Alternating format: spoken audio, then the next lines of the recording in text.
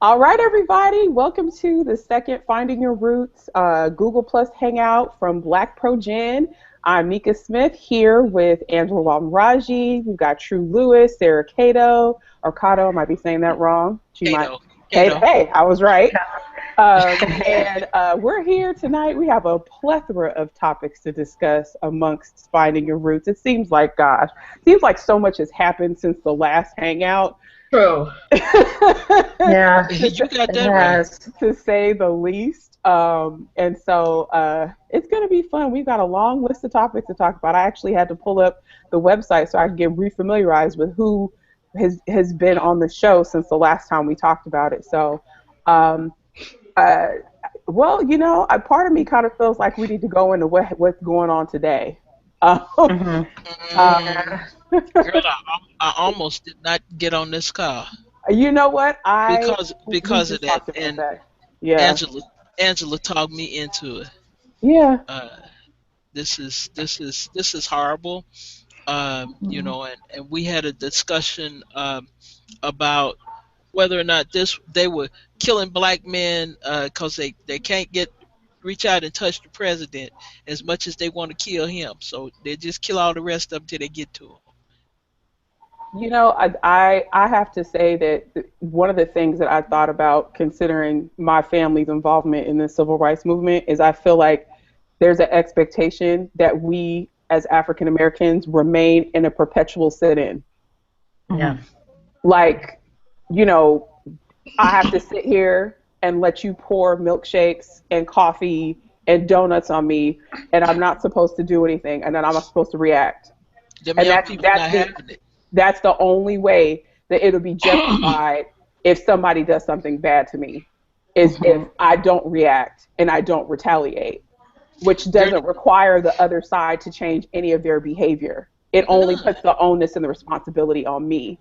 And so that for me is like, I'm like, why do I have to stay in a sit-in? Because there's always this justification of if they would have just ... If she would have said ... Well, why is it all on the victim's shoulders? No one has answered this for me yet. Well, Nika, I don't think there is an answer. Just to give it to you, I really don't think there is an answer for why that onus is placed on the oppressed by the oppressors. But I will call your attention to the fact that on August the 10th, the night of August the 10th, the night after Michael Brown was killed, when spontaneously people went and burned the Quick Trip because they thought that the Quick Trip was the place that had involved the police with him to begin with. And then they went across the street to the other stores. That was a measure of frustration. And people kept saying, oh, well, they got the right to protest as long as they do it peacefully. And, well, you know, we've been protesting peacefully for how long? 200, 300, 400 years? And it never got anybody's attention. But I almost said a bad word. I almost cussed. You know, I have to self-censor sometimes. But, you know, daggone it, that got somebody's attention when they when stuff started going up in flames, when they started busting windows. All of a sudden, you know, they're paying attention to what's going on. Michael Brown would have been, excuse my language, but another nigga dead otherwise, if there had not been this reaction. How many other black men have been killed from August the 9th till now that there are no protests for us? There is no question raised about. They choked that boy to death in New York. And what happens? Same thing. Miss Angela? Well, it's very interesting because listening to what you were saying in terms of our being sort of always being the perpetual victim, even in times of voicing civil unrest. And I'm a child of the civil rights movement. I came of age in the civil rights movement, and my father was active in Arkansas and Oklahoma. And it's one of those things that I stop and think of, and you've made an excellent point. As long as we're quiet and we're getting the pepper sauce put in our eyes, and we're sitting there and the dogs are attacking us, that's okay. And it was very interesting because about a week ago, I was looking up something I was going to work on a blog post, and I have a Pinterest board, and was looking for a few images that I could capture. And I went on a couple of websites and went back to early 20th century images. And I realized, and I had about a day or two earlier noticed some post-Civil War images. And ever since, although we have been free for 150 years almost, and keep in mind we were enslaved longer than we have. Wow, what was that? That was true. I'm sorry. Oh my goodness. I'm thinking y'all not hearing nothing in the background. Hold on, dude. Hold on. Mute yourself. Mute yourself. It sounded like she was like, and the Civil War and potato chips. I was squeezing my cup of ice. I gotta figure this out. Oh my goodness. 40. No, I was saying that I was looking at some post-Civil War images and realized in the 150 years since freedom came, there has been a tremendous effort to demonize people of color who once became free.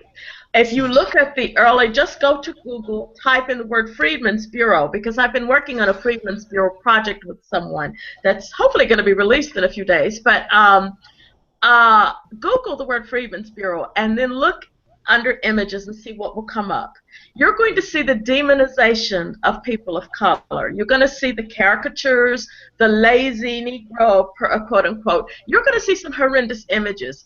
Fast forward 40 years to the beginning of the 20th century and start to look at the ads that appeared in the daily press. The daily press. This is not political ads, but the daily press. Look at how people fed their children in the early days of the 20th century before Aunt Jemima got on the low cholesterol diet and got her hair done, before she had on the bandana.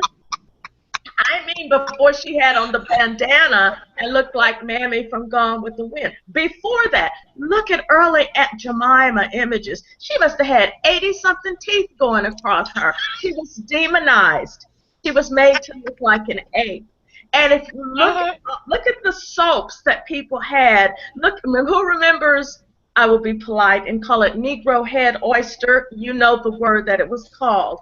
All the things that were used in day-to-day American life, this was never, ever, ever considered wrong. It was never considered offensive.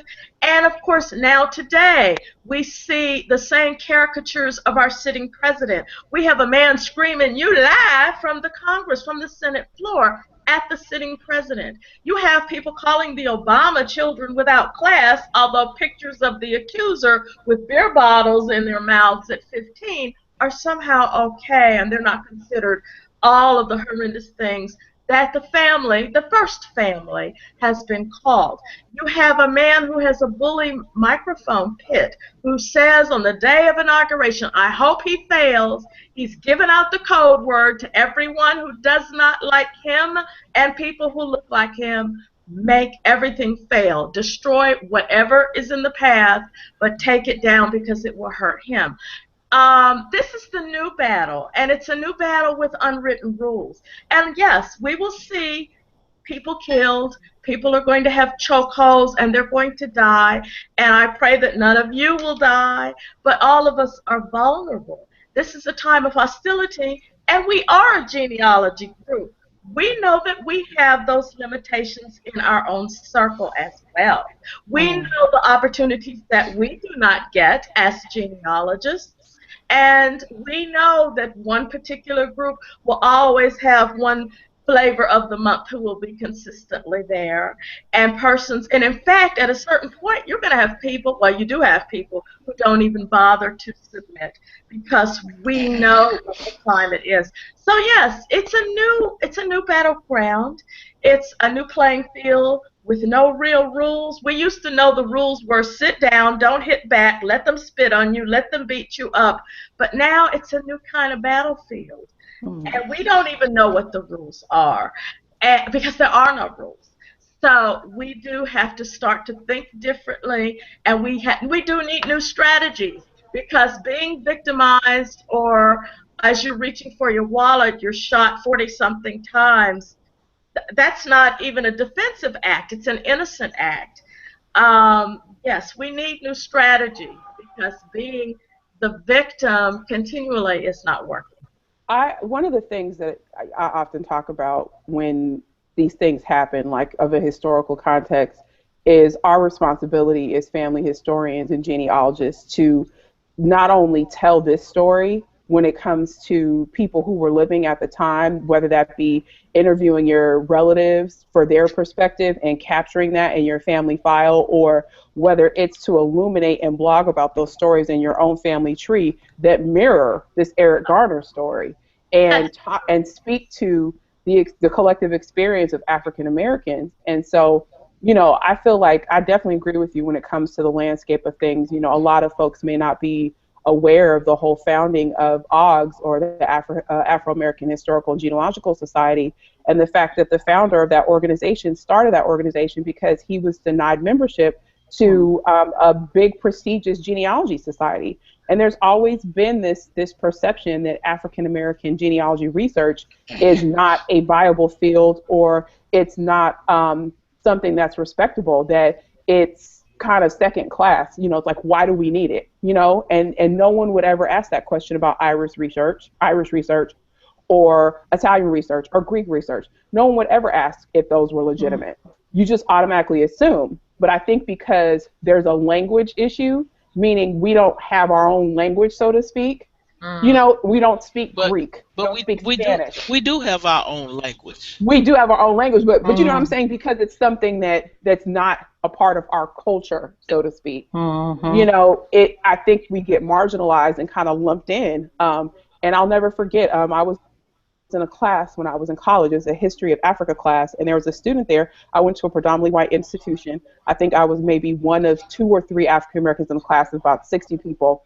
And this student asked my teacher, who was African American, he says, I don't understand the purpose of BET. Like, why do we have that? And I rose my hand and I said, so if we all spoke Swahili, what would be the difference between Telemundo and Univision and BET?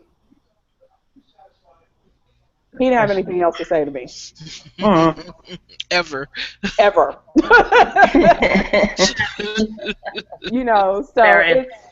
I think it's a language issue. Well, you know what? I want to go back and address something that Angela talked about, and that you have touched on somewhat, and that is the lessons that we learned before, and the incidents that happened before these last two, this Eric Garner and Michael Brown.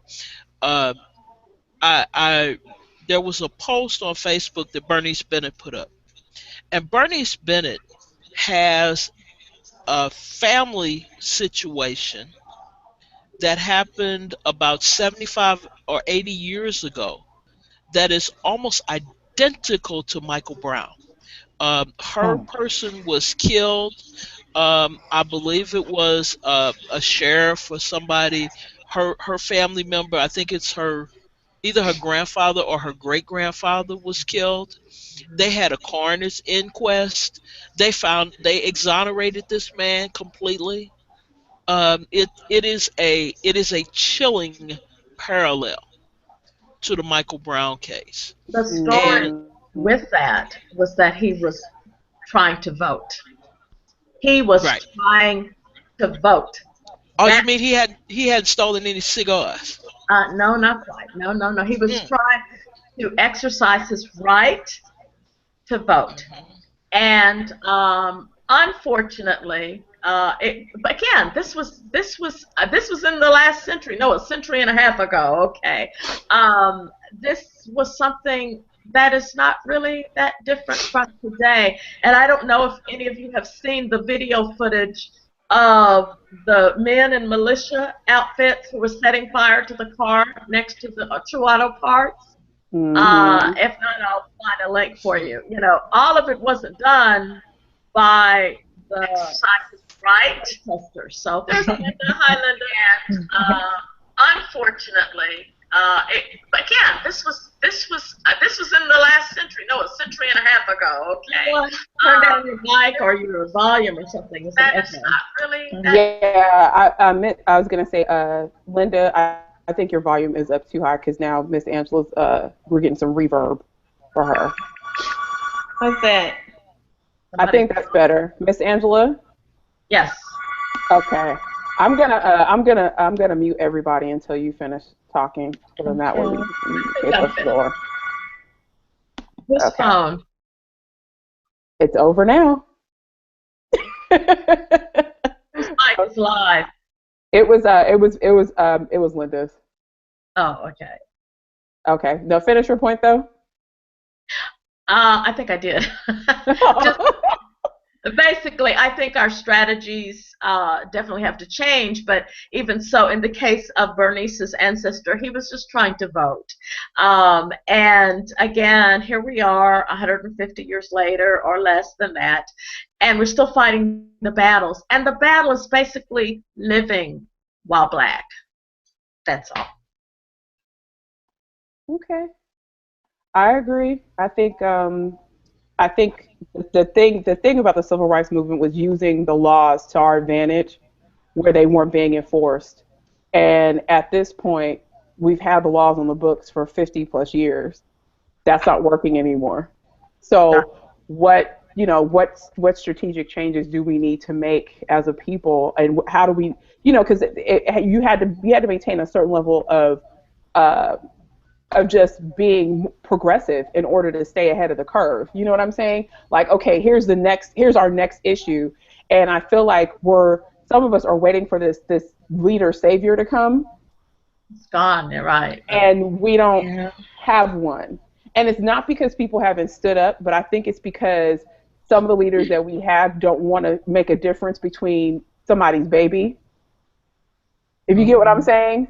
If we don't have a Rosa Parks, we've got the Claudette Colvin, but that's who we have now. There's no, where there was this major effort where it was like, that's going to be the person we're going to choose. Instead of that, because things don't happen as often, well, until now, you had to kind of, you only got a representative for change every so often, so you had to jump on every bus, rather than being strategic about who you chose to represent whatever it is. And so I think people are, it's a toss-up. We have to stay ahead of the curve. And as far as I'm concerned, unless you get these young people galvanized and away from this, like and actually looking up.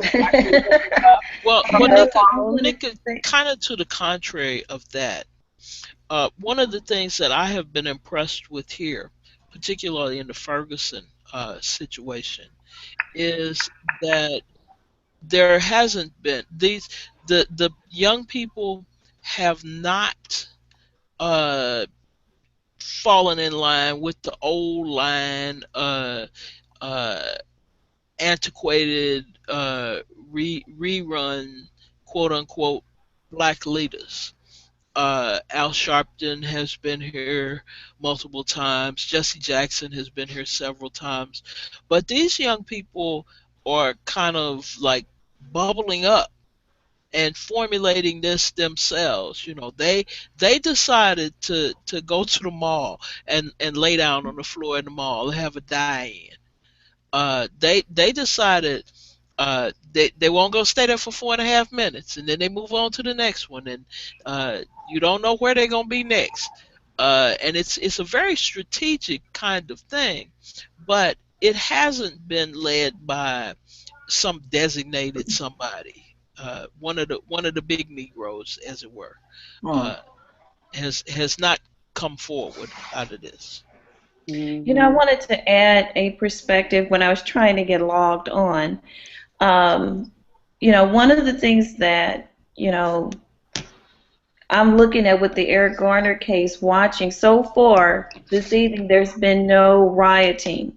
And it's just unfortunate that we had rioting in our community here. It's really unfortunate. You know, I live over here, you know, not even a mile from where the car dealer, where the first rows of cars were set on fire, or the gas station. I passed by that whole little strip, you know, where the burnings took place, you know, on my way to visit family members, or even I go through there going to church. So it's really unfortunate.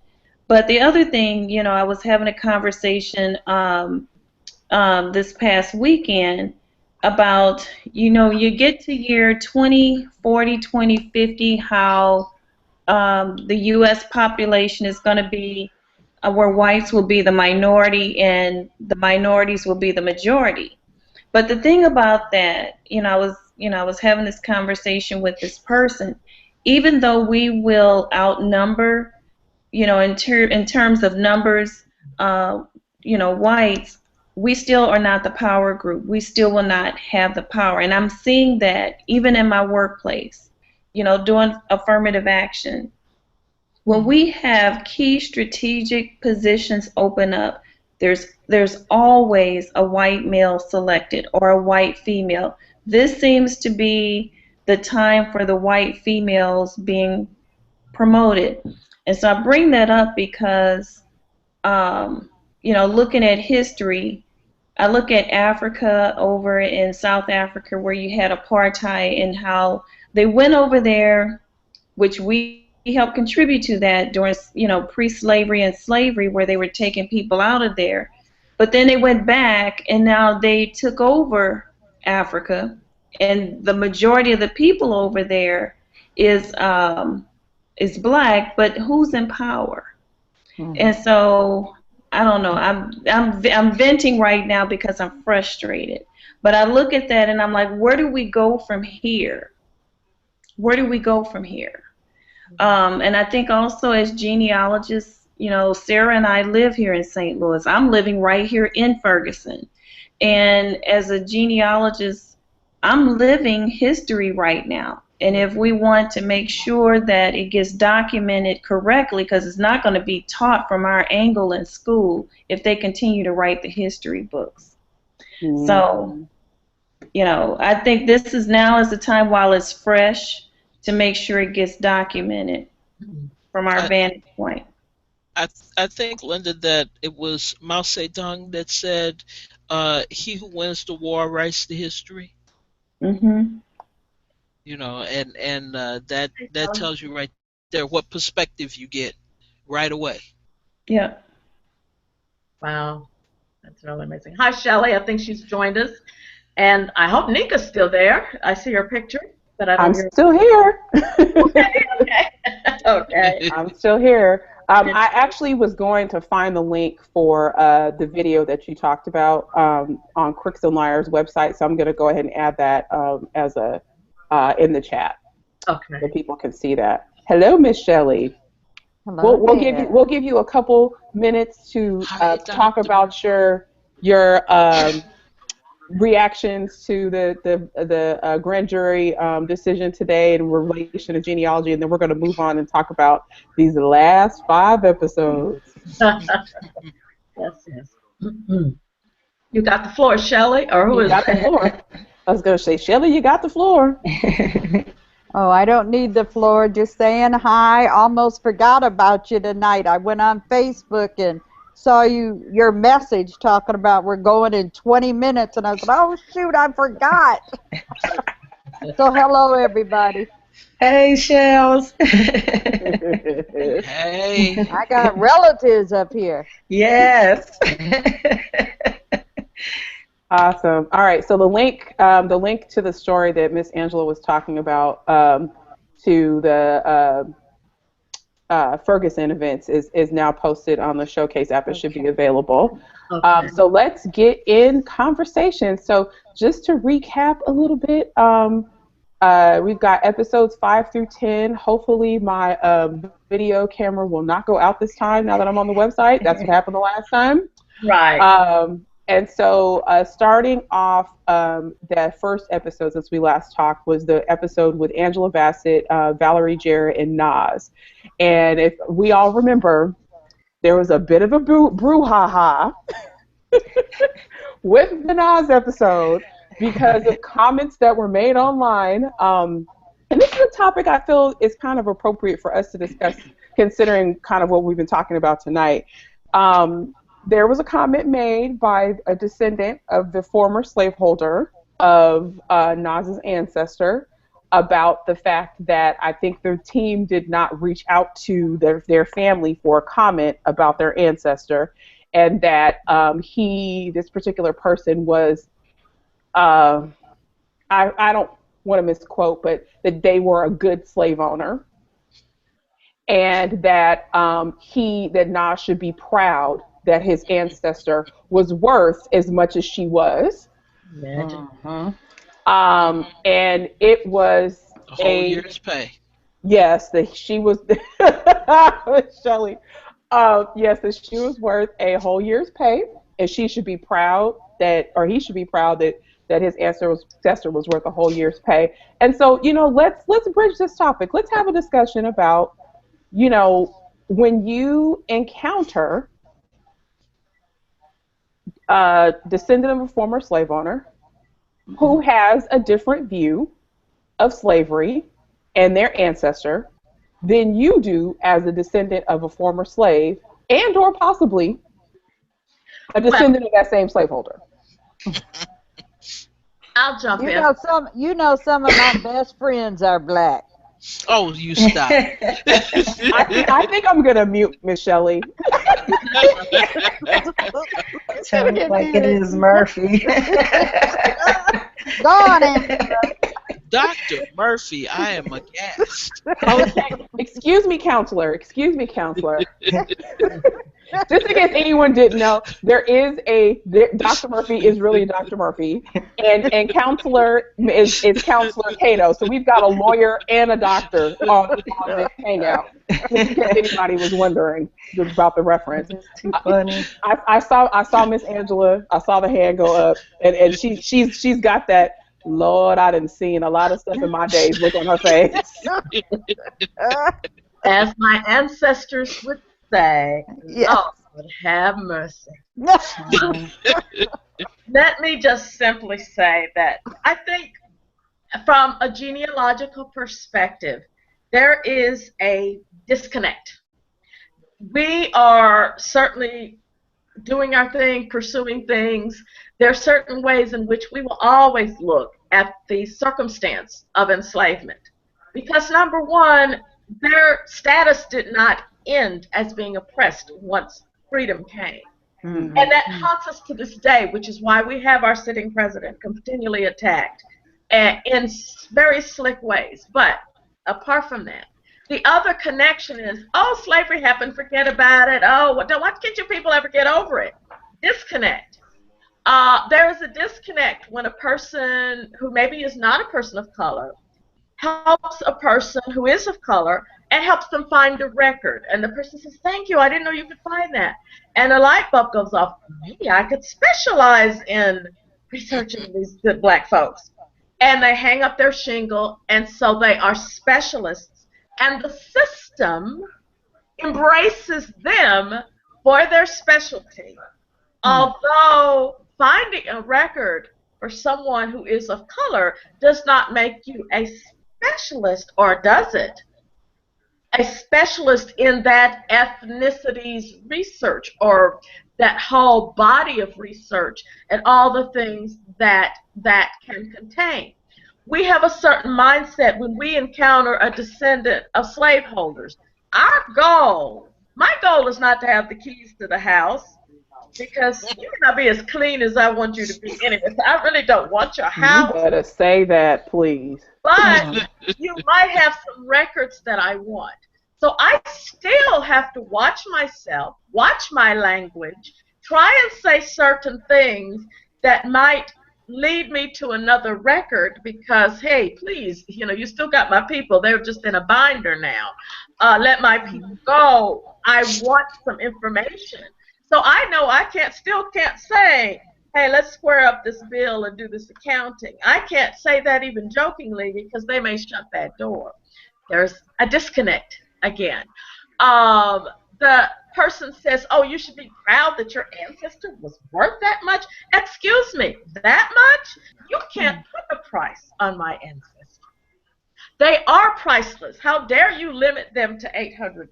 I beg Only a your pardon? year's only a There's a year's worth of disconnect. salary? Yeah, only and to me, what you're talking about in terms of the political nature of contacting, you know, a former slaveholder's ancestor or not ancestor but descendant is it's going back to what I talked about how about us having to remain in a perpetual sit-in.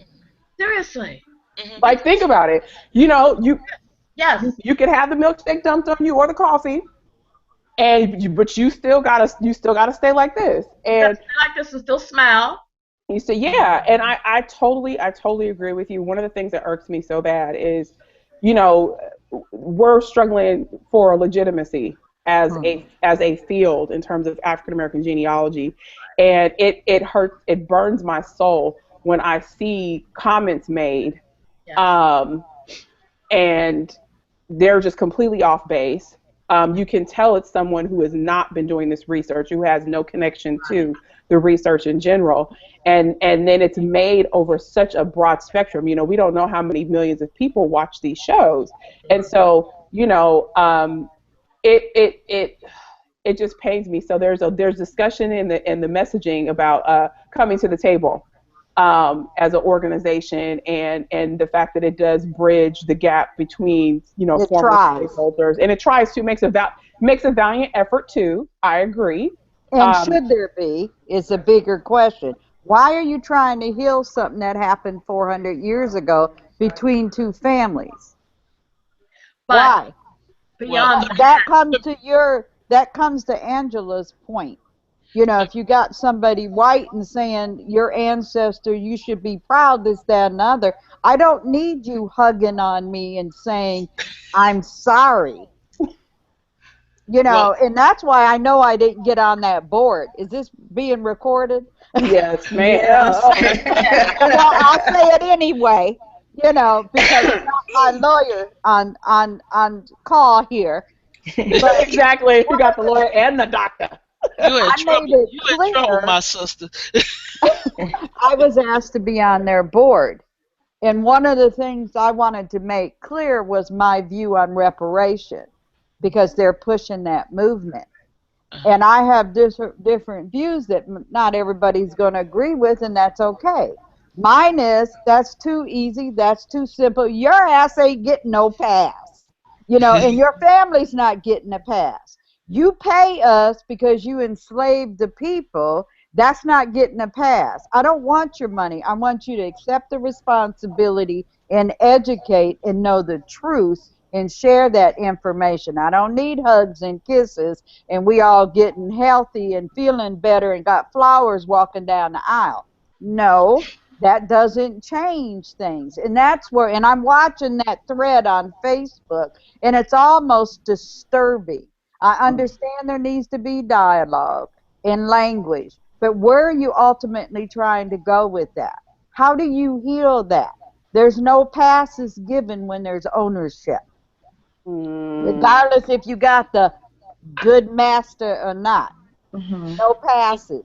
I, Ownership is more of the problem. I'm just about to explode over here. Come on. Trying to hold this in. Number one, I am grossly offended when the descendant of an enslaver presumes to tell you how good that slavery relationship was, how great they were to them. In history, there is a theory called the fortunate fall. I don't know if you all are familiar with that theory, but it is the theory that slavery was good for black people because they were fortunate that these good white people came to bring them Christianity and civilization and bring them into the world. Otherwise, they would have been benighted in darkest Africa. Uh, yeah, I can only speak from my family situation. Hmm. And while it did not happen during slavery, I am fully aware of the fact that we have a rapist in our family. Okay, let me just let that sink in for y'all for a minute. We have a rapist in our family.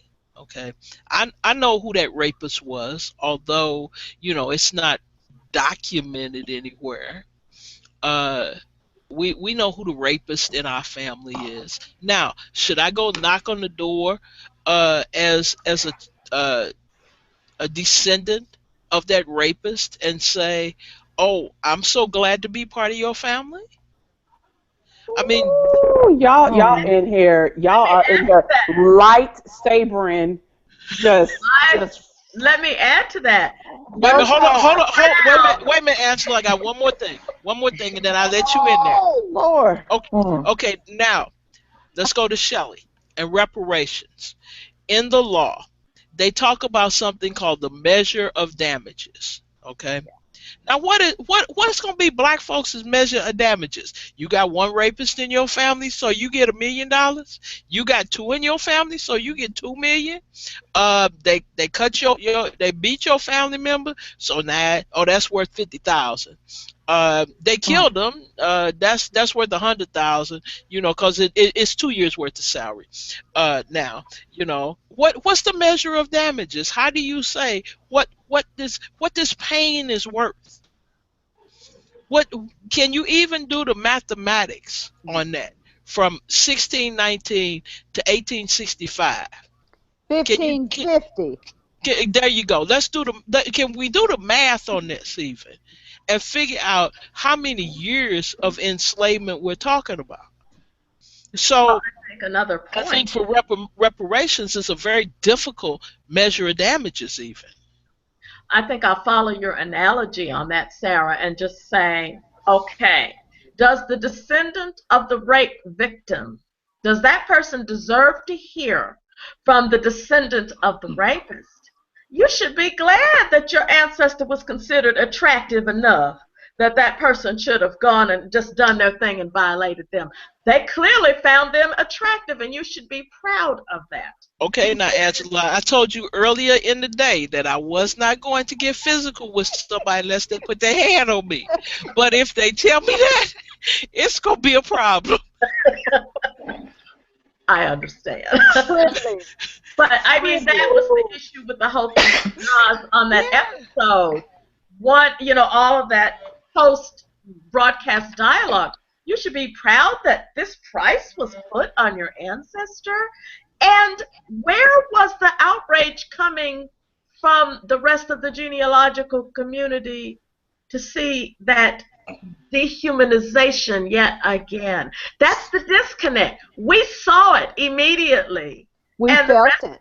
that's Hmm. the rest of the community that didn't see it. The people who say, "Why don't you get over slavery?" That's the That's disconnect. No, that's we don't. that's because you black They folks are never super recognized it sensitive. yet. So It, the how Hmm. you get humanity, over it? because the humanity is yet to be acknowledged. Exactly.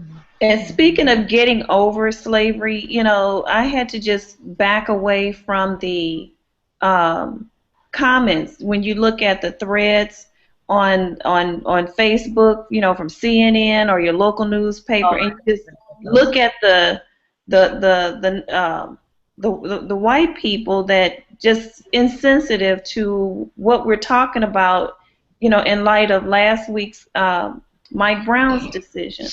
Hmm. It's just like how dare you? And they're very quick to judge. That was very disturbing. So. And bashing. They kept thinking we're bashing white people.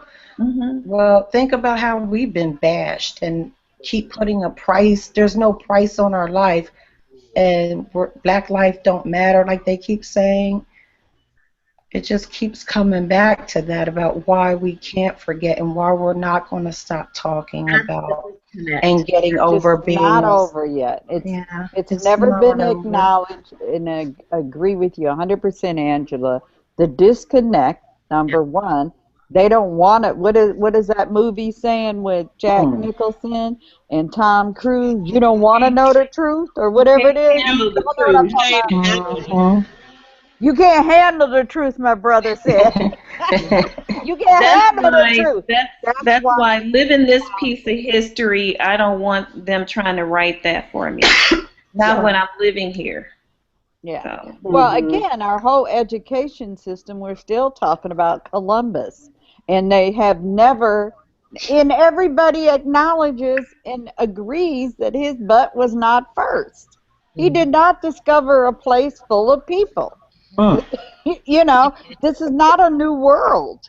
And they're still teaching the children that. Yeah, they are. Unbelievable. You know, it's agree. hard to grasp that we have not really made a whole lot of progress. But I mean, the thing that challenges me, and any of you, well, I think all of you are friends with me on Facebook. For some reason, me and my husband decided we were going to watch a trilogy of Black oppression movies this past weekend. Oh, Lord have mercy. Look, it was not me. It was not me. He had control of the DVR, so it was not me. So we hadn't watched 12 Years a Slave until, like, since we left the theater. And the first time I saw it, and I was not with child then, but the first time I saw it, right, I left the theater and I was bawling. We left, we were in silence. It was the same thing as what happened when we saw Fruitvale Station. We just did not talk for about 10 minutes, because before I moved to Tennessee, I lived in the Bay Area for 17 years, and I was there when all that stuff happened. I worked across the street from BART's headquarters. My job got evacuated 7 times because of the people protesting down there, and my job wanting to protect their employees.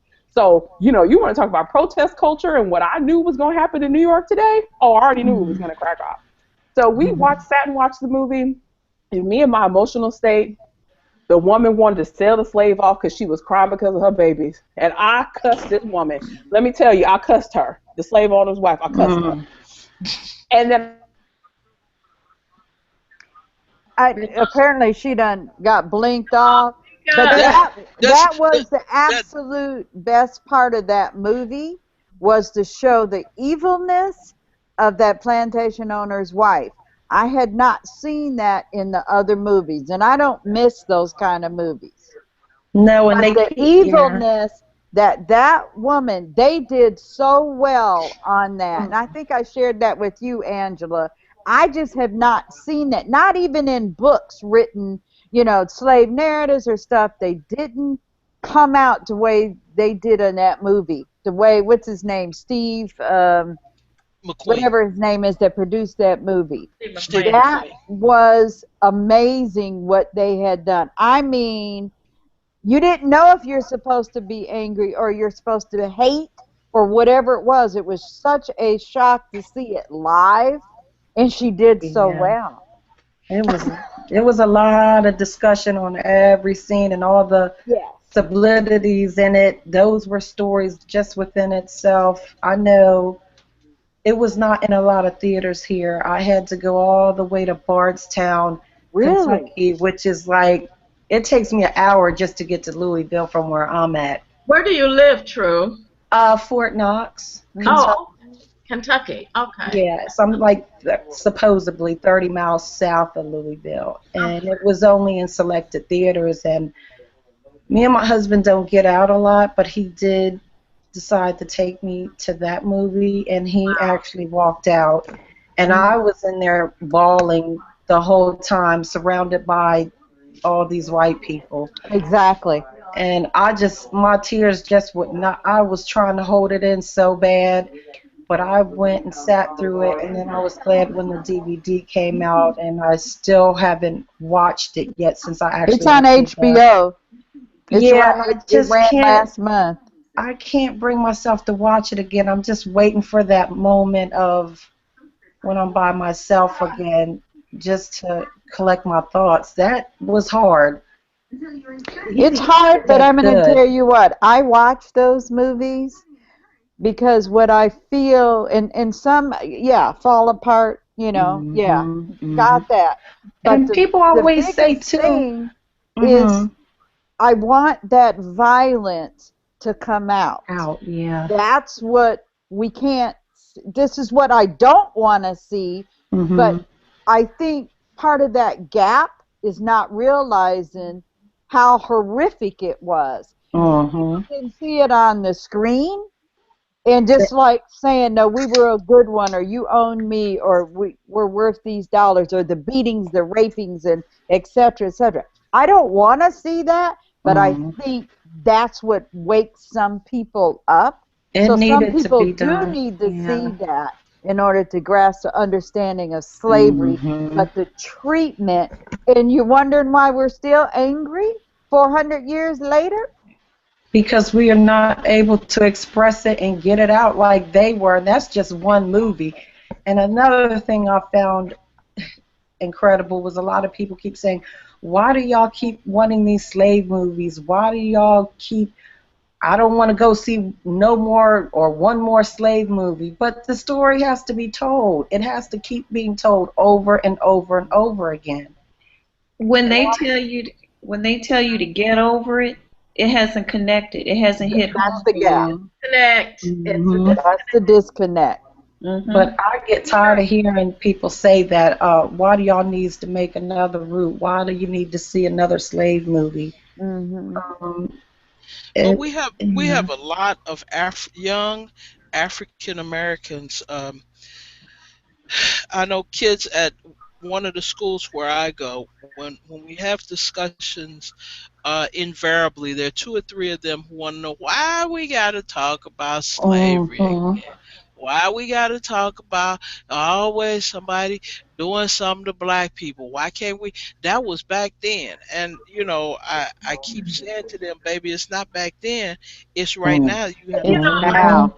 I think It's part of now. the issue is that because there are so few films that are out there in general, we do have the balance. Okay, there's always been a balance with other cultures or other people not of color. Up until the 1960s, what was it? Was Julia the first black sitcom? Yeah. Meg, Yeah, it was the first regular series. right. But I think that part of that comes from the fact that there's no balance. We had, back in the 60s, what was the movie about the gangsters, the Untouchables, or not? Yeah. Was it the Untouchables, Yeah. the gangsters? Yeah. Well, okay, they were bad guys, and the guy would go and shoot him up with the Tommy gun and all of that. Okay, that's understood. But you also had Father Knows Best, America's Father, Andy Griffith. You had Bonanza, the Ponderosa, Good Cowboys. And they all wore white hats except for Adam, the little wayward son. But he was still a good guy. But the thing is that you had the balance. Now, I understand the young people who may moan and groan, oh, Lord, another slave movie. Okay, I understand that part because we don't have balance. What else do we have? Oh, well, we got Django before that. Girl, don't start me on Django. Don't get started. But the fact that we don't have the balance. And so, yes, we need the slave stories, but we also need Ida B. Wells' story to be told. And we also need the story of Nanny Burroughs. And we need the story of Annie Malone. And they're not being told. And it's always one major saga. It's not all. That's what BET should be. Not just all the booty shakers on the latest gangster. We don't have the balance. And so when the real truth of slavery, everybody can't watch slave movies. I don't watch slave movies. Right. They physically make me ill. You don't want me vomiting on the person in front of me. I cannot watch them. Okay. The last slave movie I watched, very well done, but I'll never watch it again, is Sankofa. I was so violated by that film. Never again will I pay my own money for somebody to violate my spirit that way. No, I don't do that. On the other hand, it still needs to be made because some people need to learn from it because they truly don't know what happened. Okay, no problem. But where's the balance? Where is the Daughters of the Dust story coming out the same time? Do you have to wait 8 years before the next film that makes people feel good emerges? Or do you have to wait for the next Eddie Murphy movie that might be funny and you're going to laugh, but it's full of language that I would never use in front of my mother? And so where's the balance? We don't have the balance yet. And as Linda said, we also don't have the power. We don't have the power of what entertains our young people. There are some white people who own the record companies who control the fact that gangster music is going to be the dominant movie of the millennials, the movies of the dominant music of the millennial generation. Why? Really? How destructive is that to the spirit? Extremely. And we don't really look at that. Where's the balance? And then, of course, no, yeah, we need the slave movies, but we also need the balance, and we don't have it. Somebody's phone's ringing. I think there's a. I've worked with so many young people. Yes. So I don't think I've ever encountered a group of young people that I've worked with that said, "Oh, we got to talk about slavery again." And I think it's because when I have discussed it with them, it's after we've already spent the time talking about the people they remember first, or that they heard about first. Yes. Because even in my own family, it's so even the civil rights movement is so foreign. And I always talk to my mom about this, because I'm 35, and my parents grew up with segregation. Even though my parents lived in the North in Chicago, they weren't supposed to deal with segregation, right? But we all know that Chicago is one of the most segregated cities. Absolutely. It still is, right? And so, through my family and through other things, like, their experience was translated to me, which I'm sort of like a Gen Xer or Gen Yer, I guess.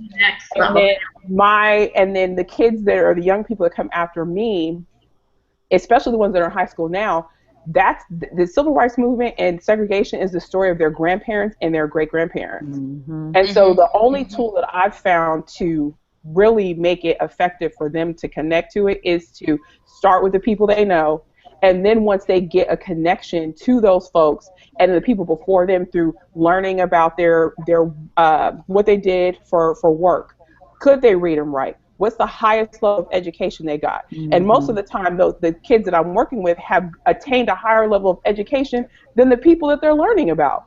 So for them, it's like, wait a minute, they only went to the 4th grade? Well, I'm in the 10th grade. Oh my gosh, like, that's crazy. And so then when you start to unearth those other names and you get to those birth dates that are pre-1865, then they're like, wait a minute. And I always ask, when did slavery end? Oh, it was in the 1800s. Okay, so it's 1865. When was his ancestor born? 1840. What do you think that means? That's fine. Yep.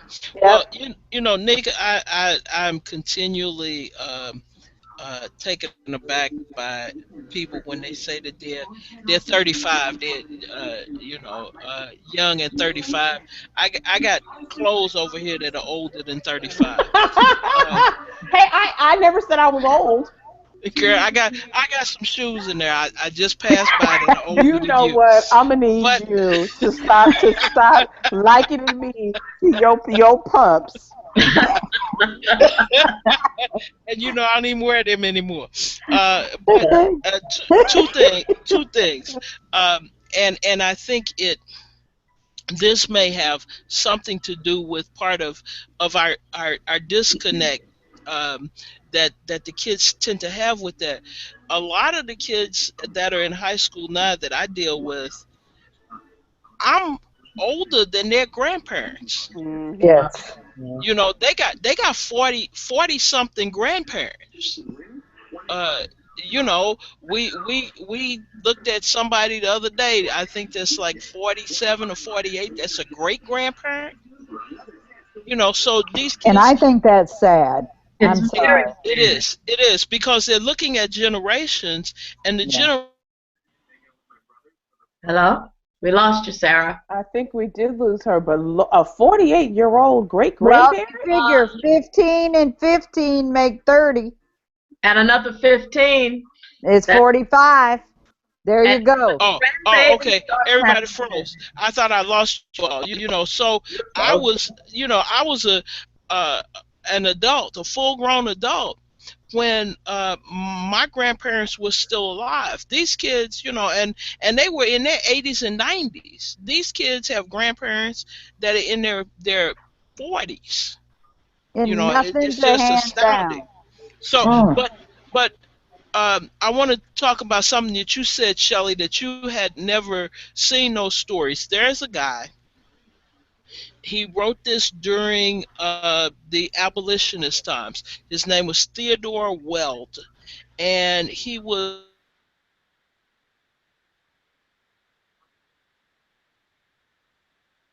Louisville and various writings, and he took the excerpts of things about slavery that were said by people who owned slaves, and he put it into a book to give the descriptions of how slaves were treated, and from the enslaver's own words. Hmm. And I'm pretty sure his last name was Weld, Weld.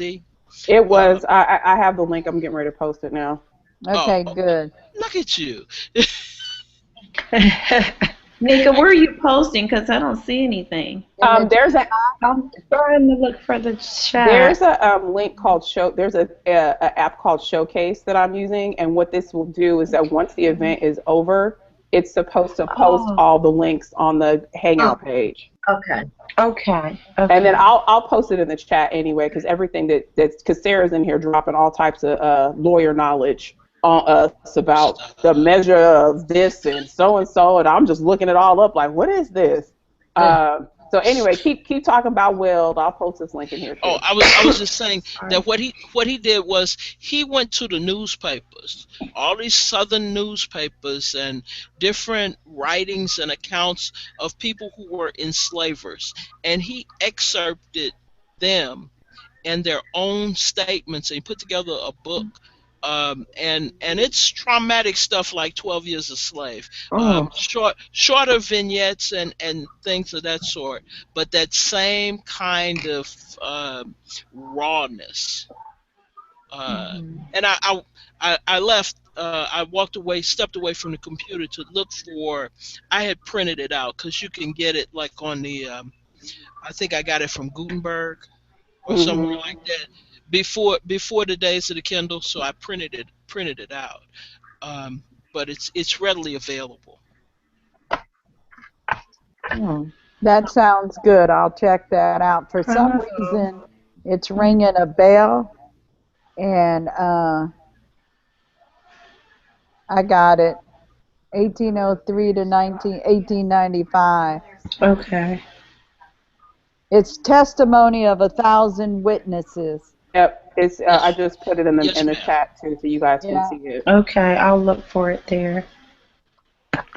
But again, I come back to the same thing, and true. I don't want and the rest of y'all to take take it wrong.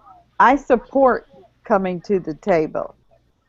I do. I think the chance for people to have dialogue is good, and I think things can come out of that.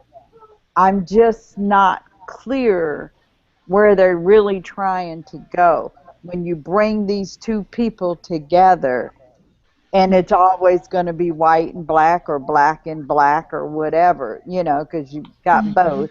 But what what are they really trying to do, and where is it going?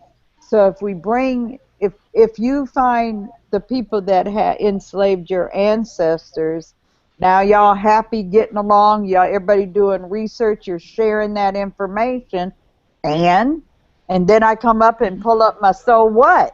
Okay, we found each other. Tell me where you trying to go. What are you handing down? What has now accomplished? Because you have come together. And us as researchers, it is awesome to be able to find that little connection to say, this is where they were. Then you step back and said, oh my God, this is where they survived at, or they died at, or they went through hell at. Where it's amazing to be able to find that connection to the land where your people were enslaved at, But then, like I mentioned that Bernice Bennett, when she had found something and she had posted something, she was so excited. And then she fell apart. Because then it sunk in what she really had just tapped in. Amazing that she was able to tap in it. I found them, and then it hit her. Oh my God. That's traumatic. But where are they trying to go? And I'm going to keep supporting them. A lot of friends I have are, in that group, and again, I support them 100%. Send people to their website. They give talks. They do all kind of things. And my friend Andy is now on their board, and she's very supportive. She's got slave ancestry, and free in her ancestry. And the thing of it is, and they believe, but again, where are you trying to go with it? Give me something on the end, or something that I can look to, because coming together and just dialoguing and hugging and say, my people enslaved your people. I'm not getting it there. And where are you trying to go? Because we have all these racism, race talks and all this kind of stuff. And again, I haven't seen one successful yet in a community where they do all the dialogue on race. I truly have not seen something successful. Tallahassee did it. A couple hundred people were involved. They had the committees out there working on there. Okay, where are you going? Where are you going, and what's changed? Or what can be changed, and let's do the walk the talk stuff, Absolutely. Can really change, in my opinion, as long as you have such a blatant racial difference between the oppressed and the oppressors, and the descendants are still so different. And I'm not saying, hey, okay, let's all go get married and make little but what I think that the fact is that there is such a difference that continues to this day. If we all sort of look alike and you really can't tell that I'm the descendant of your slaves, and I can't tell that you're the descendant of my slaveholders, and you have the power still to keep me out of the circle, even in the genealogy community. Which Come on now. It's in another form. It's just another form, dressed up, walking a little differently. You see me and will make an assumption about my ability to talk about my history, but another person who does not look like me can hang up a shingle and say, I'm an authority on these folks. Well, come on and tell us all about it. It's as long as that continues, we're about another 150 or more years away. It won't happen in our lifetime. No, it will not. Well, I think, Angela, that one of the things that really adds to that is the fact that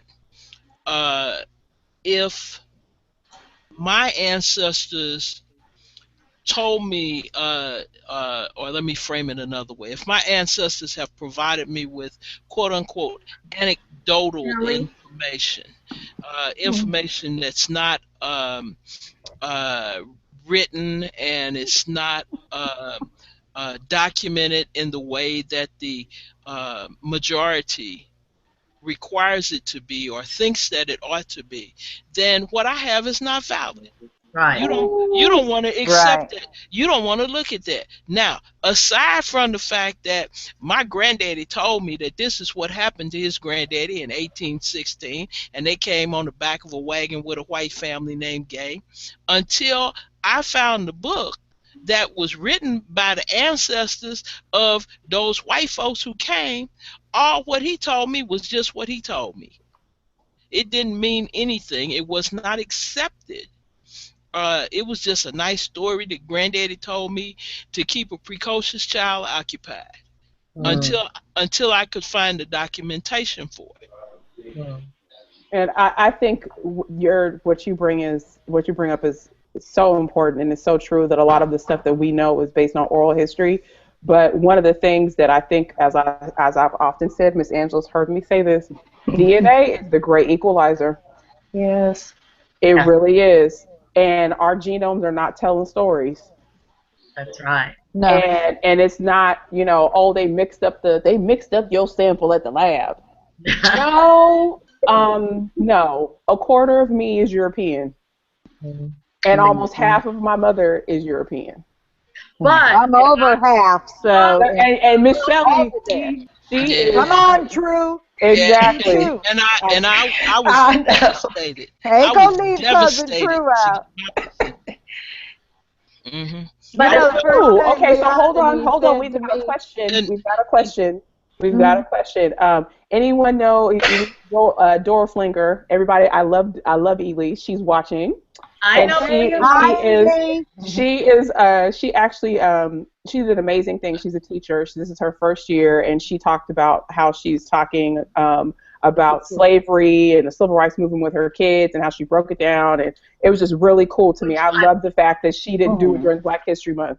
I thought that was awesome. I thought it was so cool. Exactly. So one of the questions she just asked is, she says, what should a person that has an ancestor that owned a slave do to better connect and improve the connection with a person descended from a slave?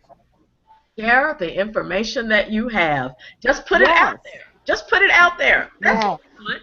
Yes. It's not to make anything better, and that's kind of the whole context of what we were talking about a little earlier, and at least the point that I heard Angela, Sarah, and I myself say, it's really not about making something better. You gotta first acknowledge something was there.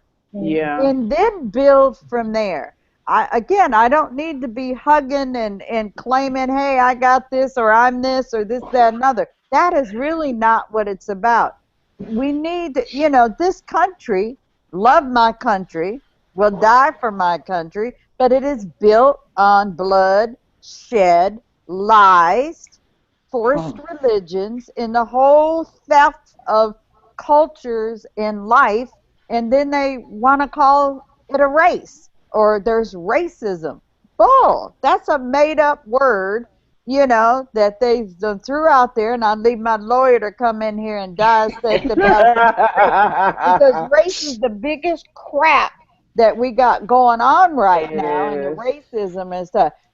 Pure hate, you don't need, a child understands hate. Yeah.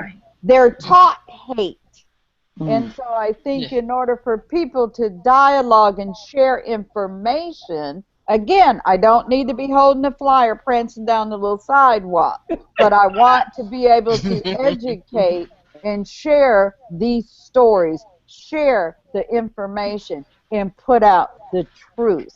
Absolutely. Well, don't hoard right. that family Bible that you know has the names of slaves in there, because you're uncomfortable sharing it with the community. You've gone and extracted the birth dates for the slaveholders' descendants, but there's a page, 2-3 pages in there that you just aren't touching because you're uncomfortable with putting that information out there. And here's where the rubber meets the road. If a African American researcher, or somebody who is doing African American research, gets hot on the trail of your family who were the slaveholders, they're going to find you if you post your information online. So you might as well go ahead and transcribe that page and put it online, because they're going to send you an email and they're going to say, hi, my name is so-and-so, and my ancestor was owned by yours, and blah, blah, blah. You might as well just go ahead, full disclosure, put it out there, because somebody's going to come for you, because too many people post the information. Oh, they're so proud of their family history. Oh, my great so-and-so, blah, blah, blah. When I see that, I'm like, thank you, because you're helping me verify slave ownership. But you know what they don't want to post, Nika? They don't want to post the stock book, where they have the birth of the cows, and where they put the bulls in to mate, to bring the line around, and they bred the dogs to get a better dog, and they bred the horses, and they bred the Negroes, and they all listed in that book. And I think Cornetta Alexander is a great example. She's gone through those records of the Graham slave records. And she has extrapolated that information. All right, that's some scary whipping noise going I on. know, right? As you were talking about breeding stuff, I'm like, ooh, It's an I heard a exorcism whipping there. noise. That wasn't my house. That wasn't that, at my that house. wasn't my. Maybe Let it me might have been interject. Mister in the background. Let me interject. So Elise said that she's chiming in. She said, "Fact of the matter is, documentation doesn't exist for every fact we find, especially for African American research, and this needs to be an accepted fact. Find the documentation if it exists, but if it just doesn't always exist." And she also wanted me to let you know that all of her students are African American and Latino. Good. That's good to Teach know. them well. I'm so Yes. proud of her. I've been following her for a We all, while. we all are proud of I Elise. have to. I have to. So she's Yes. that's very good to know. And she So wanted those kids to have books, and those kids Yeah. got their books. she sure did. She had a book drive, and the genealogy community Yes. came out, and Yes, she put her request on Amazon, and people bought all those books for those I kids. did. Absolutely, I did. absolutely. But I think the truth is the whole disconnect and the gap that Angela is talking about. If we could overcome that disconnect, that gap, we could have some actual progress. I really think we could. Then we can hold hands and walk together.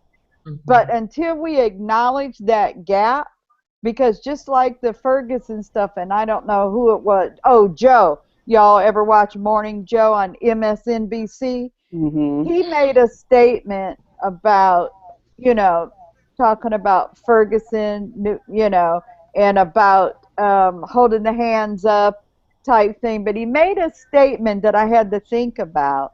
And a little bit of Barkley had comments on that. But you got to understand he's coming from, number one, Pensacola, Florida. Number two, I'm not knocking a Republican. I got friends that are Republicans. I got family members who are Republicans. Exactly. But he made a statement saying that, you know, there hasn't been anyone ever convicted or indicted for killing of a black man, or black kid, black child. But the fact of it, he said that if this gets so blown, listen to this, out of proportion, that the image of what the officers are supposed to be doing is going to create another problem if people keep thinking they're kind of doing this. I don't know if anyone else heard his statement, but he felt that this is getting so blown out that what the police officer's job of defending the community, da da da da da, is going to be diminished. And I couldn't handle that. I got mad and I got angry and I thought, but wait a minute, their job is also not to shoot and kill either. It is to protect. So But aren't we a part another of the community? disconnect. Again, they don't understand also why we're angry or we're upset. I support what they're doing in Ferguson. I think I had conversation with Linda on that, and I brought forth those of you and Sarah Cato and Angela Watts, L.A. That was the burning of the city. DC, yes, ma'am. And they want to keep saying it never accomplishes anything because you know what? The gap in the disconnect still has yet to the day from the 60s to now still has not happened. There isn't anything else to do but burn and protest. I'm so proud of the people that are out there. I don't like the violent piece, but at some point, maybe the country will wake up and try to bridge that gap. Again, what else can you do with all that energy of But frustration? the thing is, Shelley, when you have people who have been so consistently pressed down. Yes. Okay, and let me give you this example. It's the garden hose example. Go get your garden hose and take turn it on, Yes. and take your thumb and put it over the end of it and hold it there. And the pressure from that water will eventually cause you to move your finger. It will Yes. force it off because it has been bottled in for so long. You will have an explosion, some force behind what was in that hose. This is very much the same thing. I agree. The frustrations have been bottled in for Mm. such a long time that it has caused an explosion. No, we don't agree with it, and to a certain extent. But then again, you know as I said in August, that some of these that's the only way we got to they have left us to express The ourselves. express. Yes. you know Mhm. I went to law school because of, as Nika talked about, the civil rights movement. Okay, I was at the tail end of the civil rights movement. I went to law school, and I went to the law school that I went to because of the civil rights movement, because of that particular school's uh, legacy as far as civil rights were concerned. I went to that law school. Okay, now, but you got people now that they're looking at those things and they're seeing what we talked about in the beginning. They're seeing that there is no uh, movement as such. Each one of these is a grassroots pop-up kind of thing. Mm. And that's what's happening now, and pressure is forcing people to be frustrated, and you're not listening to anything else. You told us if we stayed in the system, if we participated, if we worked within the framework that you had, you can't change things if you're not in it, all of those things. We did that. We bought into that.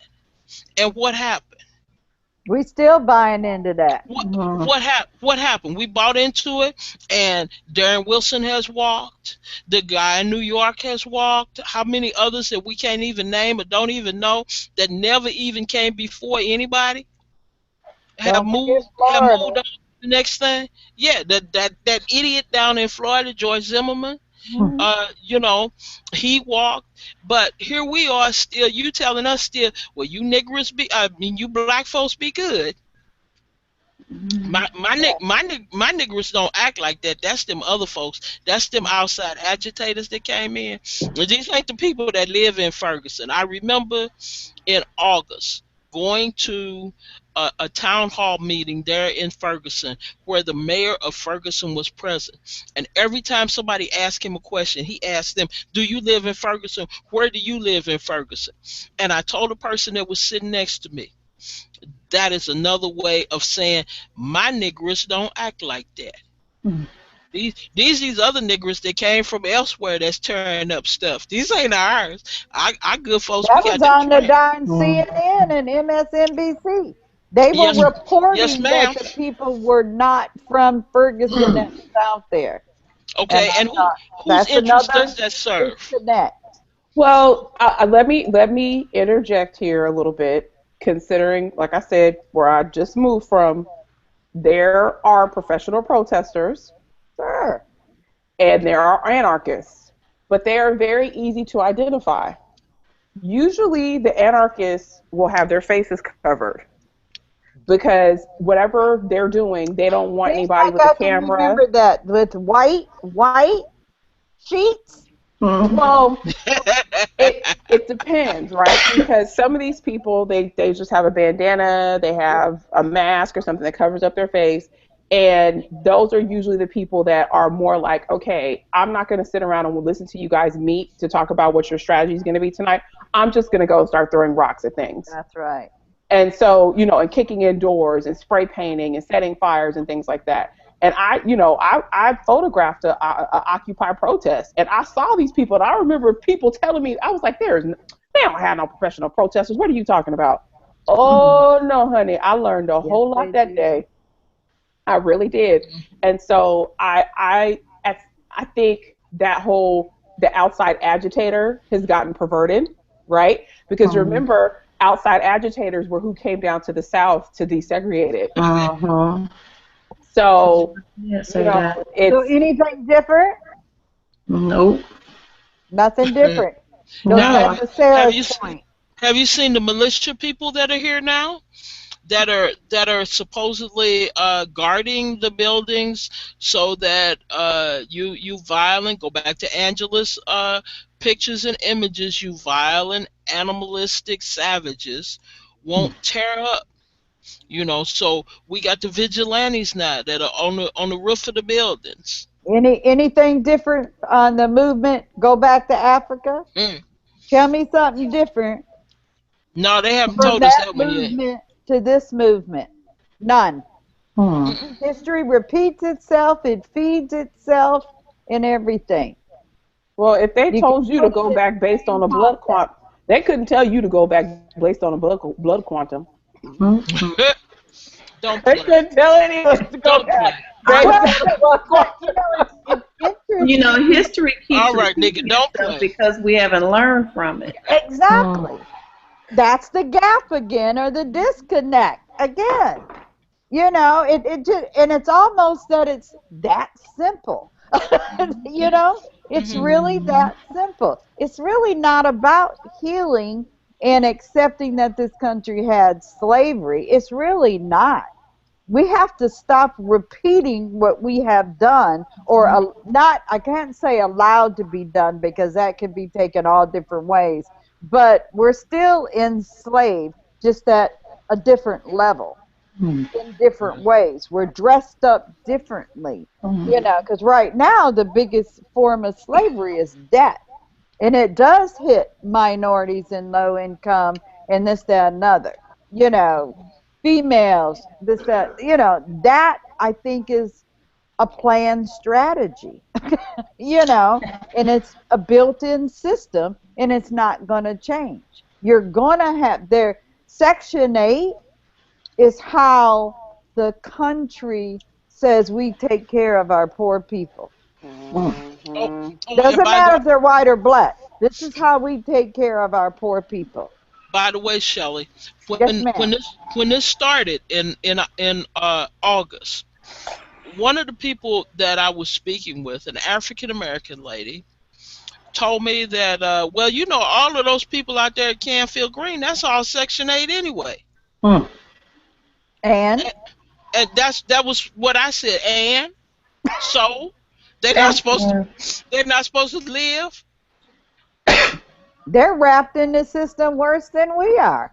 Not Exactly. being on Section 8. Mm. You know, They Nigga, keep. sometimes I have Yeah. feelings that you just take care of me. Hmm.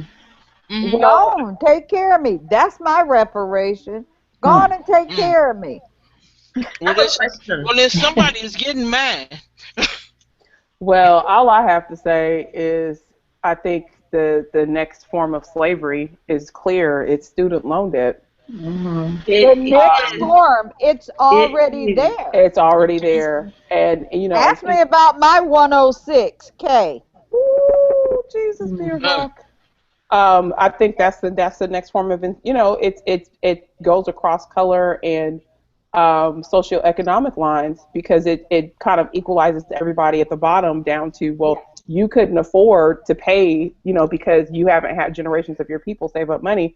And it blew I'll never forget, it blew my mind going to college and having people that I knew whose parents could just write a check for the whole semester at I one don't know what time. that means. And because I was like, I got to have a Pell Grant. I need this, I need that. Hmm. I was adding up everything, trying to make sure I didn't have a trust fund I'm at not a all. Hmm. but lesbian, but Sally Mae is my other woman.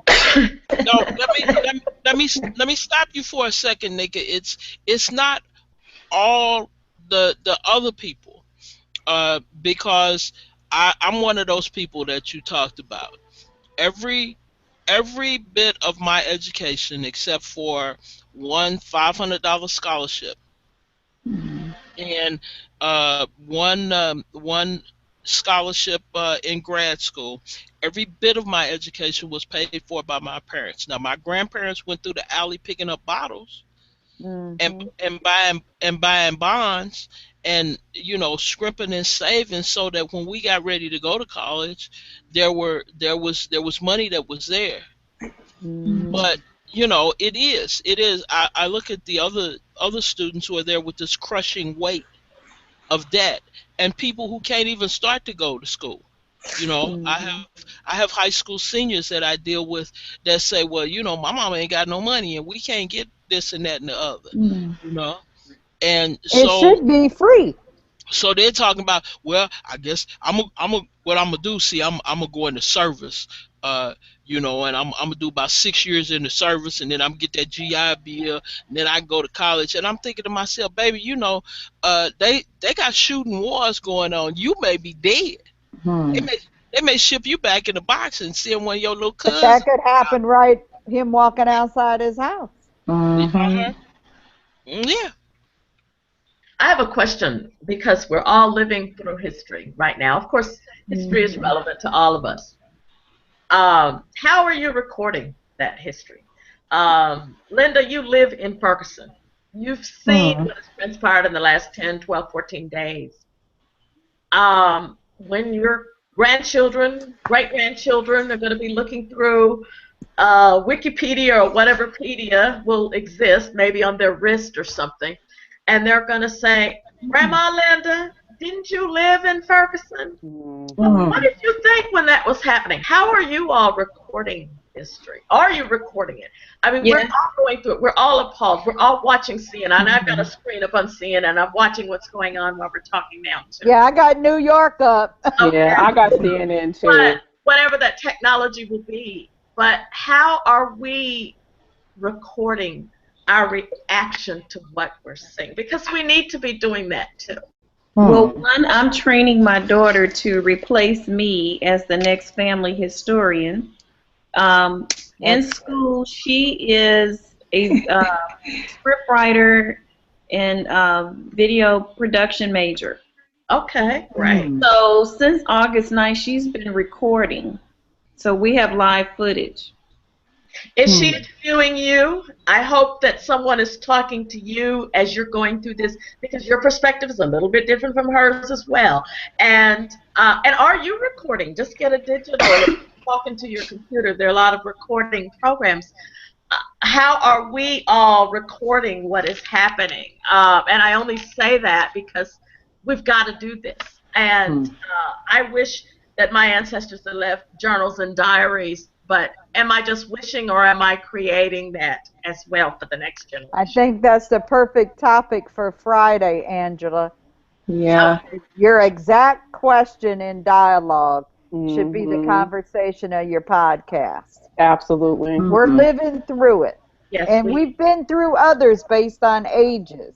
true. There's an opportunity because us as researchers, and I think of Linda and her daughters, and the thing of it is exactly what we're looking for from our ancestors.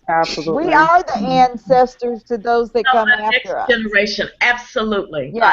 And for Absolutely. myself, there are no matriarch and patriarchs ahead of me now. You know, my mom, Mm. dad are gone, my grandparents are gone. So we're at my generation now. So you're it. Mm. So I am Mm. recording that. So Okay, that's because good. I don't want Awesome. anybody else telling my story. Absolutely Yeah. not. And And Mhm. Nika with little man, little queen coming, whichever one it is. Hey, what's the date? What's the due date? We've got 19 days left. All right. Well, you know they control that, that's not any you and minute. the doctor. You Absolutely. understand that? Oh no, I'm well aware, but I'm trying to keep this in now because this is a bill. So once it comes out, Yeah. The new right now, what I eat, the bill eats. When I go to the bathroom, the bill goes to the bathroom. So I'm not trying to bust out. Whenever I get, a little irritated, I'm like, oh my gosh, stop kicking me. Like I just got kicked. Then I'm like, okay, no. When you come out, it's a whole other set of bills. But no, I agree with you. For me, there's something that I've often thought about, especially this week, in light of Elizabeth Watten's comments about the Obama girls, and the fact that that hit so close to home for me because the representative that she was the communications director for represented Memphis. Oh my. And luckily, that was not my rep. Because if it was, Wow. I would have gotten in the car and I would have been like, okay, I need to see Elizabeth. What do you mean she's not here? I'm going to wait. You know, because I'm sorry, like you don't just get off making those statements and nobody says anything, nobody And holds you she didn't. accountable. And her history, and her history. And her history, I Wow. mean, there's all these things, but when you have that situation, and then you have the Michael Brown situation, you have the Eric Garner situation, I feel like sitting here being a mother to be, that my child has already been vilified before it has even left my womb. Yeah. He or she has taken a breath, and that's the danger, and that's a serious danger that I hope that your child's children won't have to endure, because it may take that long, sadly, and that is the difference. It's considered really okay. You haven't heard any criticism from the far right against the kinds of statements that were made undeservingly, and you won't. And Michael Brown got killed. Oh, well, let's label him now. He deserved to die. There's that unspoken The assassination of character. Yeah. Now he has become a big black demon. They just keep adding all those names. He came at me like a Hulk-like figure. Or they want to just keep on, just like with Eric Garner. I think, where was it where they were bringing up their past? They always want to connect us and tie us back to. A story that really broke my heart this week about a child sleeping on a sofa. And I don't know how many weeks ago this happened. She was sleeping on a sofa. Police burst through the door of thinking it was a drug den. She was asleep. I guess Right. they killed the child. And then blamed the grandmother for making a suspicious move. And the people they were looking for lived next door. No indictment, no nothing. It's just another, and a child, a 7-year-old. How long do they think this is going to keep going? And We've been going through it so long. Collectively, it's going to be that water hose, or what's the other analogy of the steam kettle, the tea kettle? Just making noise. Let me plug it up and get it quiet. But eventually, that pressure explodes, and unfortunately, everyone in the room will get burned when that happens. And that's so sad, and it's all prevented.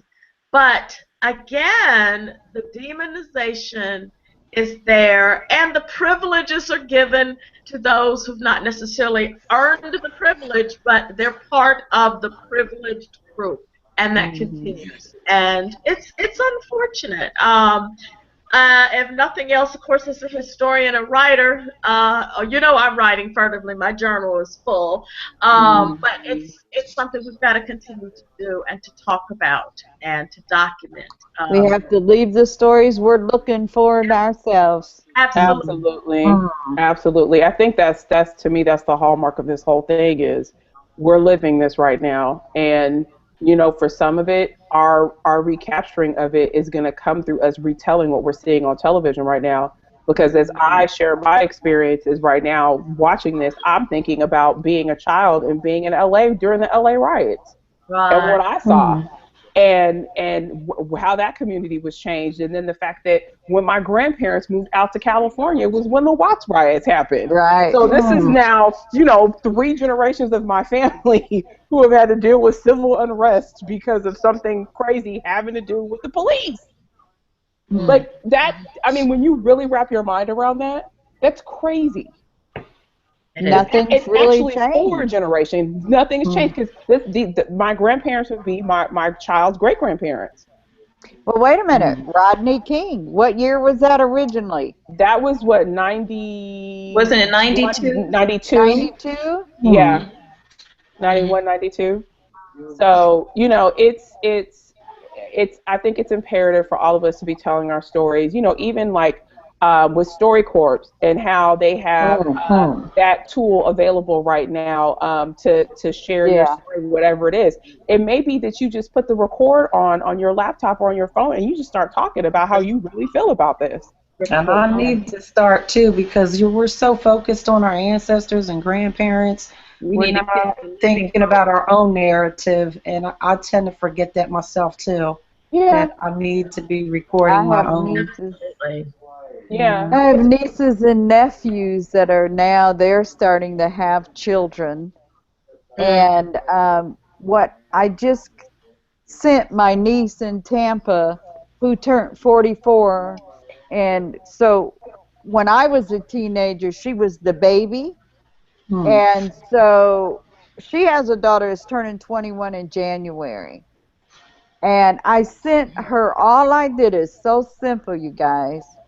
I did an ancestral lineage chart, and I started with her, well, with the daughter, because she won't have any other children, with the daughter, and went back and framed that bad puppy and sent it to her, and she cried.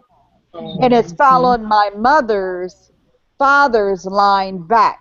You know, I thought, okay, let me, who I can rattle off the top of my head, type that up, put that bad fella in a frame, and she cried. She said, I see it. She could see it, you know, and that was her point, was I could give that to Jasmine, who would be 21 also. You know, something that automatically hand down, word, type that. Matter of fact, let me grab mine right quick, and I'm going to show you how simple it is in a frame. Wow, that's really important. Yeah, I think people should remove that. I'm a big advocate of, yeah, there you go, of taking the information out of your database, removing it from Can you see ancestry.com, that? and something. See how Oh, simple this okay, is? back up a little. Back up a little bit. There you go. You see how simple that is? That, That's wait, let super me get simple. away from the lamp. That's not facts. That's not, oh, I got the will and it's the source is here. Look at that. That's not, no, it's very simple. The son of, the daughter of, the son of, the I daughter didn't even do that. It's all it is the names, their birth date, the husband and wife, going all the way back. Hold it up again, Shelley. Yeah, let me see it, Shelley. Give her a couple of seconds so we can see it. If you I can can't see it. I That's see going, that's Anthony. going back to the 1400s. So her first ancestor is 1405. 1405. Can you keep it on her screen? Give her. Yeah, because I can't see it. Just like a few minutes. Can you see it? Okay. Oh my Wait a minute, goodness. it keeps popping off. Flashing. It's Yeah. scrolling off to someone else. So Miss Shelley, just keep talking so it'll stay on your screen. Oh, So okay. it won't pop back and forth. Oh, I see. I can't see because I'm There you go. behind it. Just keep talking. Yeah, you just keep talking. So it starts with Jasmine. I'm sorry, this one is mine. It might be my mama down at the bottom. And I go back to 1405, and this is her father's line. Wow. So I just picked one that I could just do it. And I'm telling you guys, printed it on a blue sheet of paper. The frame cost me $24. You know, Michael's had a sale, buy one, get one free, no, half off. And so I sent them around. You know, Can you scroll your screen? Can you move the frame so we can start to read down? Because There you go. talk, and that way we can see it all. So. well, you can start. That should be me and my kid's daddy on the bottom. Or my what baby you can daddy. do is you The guys baby's daddy. They got the same daddy. Let me clarify that. All right, now. what you guys can do who are on video, you can just click Miss Shelley's box and it'll stay Oh, on the- will it come up? Okay. I see now. Oh, I love it. Yeah. But look how simple that is. And again, she cried. Oh. And let me tell you, we have a new baby, which is one of my older brothers. She just had a baby, and they live in Lexington, Virginia. And the baby is the sixth. McMillan, Houston, Johnson, the sixth. And I went back on his line for of course, all the way through McMillan the first, but then took it all the way back, and his went back to 15 something. And I sent that as a baby gift because I thought they're going to get everything, you know, first grandchild, and on the other side the daddy's family. And so, and I thought, I don't know, they're going to get everything, baby shower, you know, what can I give them, you know? And so I sent that to them, And she came back and she says, I want the locations on there. So I went back into Word and put the states where people were born, just abbreviations. And so that's something that kid hopefully will have. He was born September the 5th, that he will have the rest of his life in That's a simple frame. And again, $20 for a frame. I could have got a cheaper frame, but Michael's got some awesome stuff. Yeah. I love behind me, I most know, of and these it's almost frames like, yeah, it's are like are planting from the a dollar seed store. too. You Yes, just yes. never know, because now that I think about it, I felt that same way when I did my documentary, and at the end I had one for the family, and then I had one with myself. And by the time I got to my grandbaby, I was like, oh my goodness, from her to granddaddy so that was overwhelming, just even thinking about her, knowing all those people that came before her. So It also shows the work yeah. you have done. Think about Absolutely. that. And you might not see it until it's printed for your own self.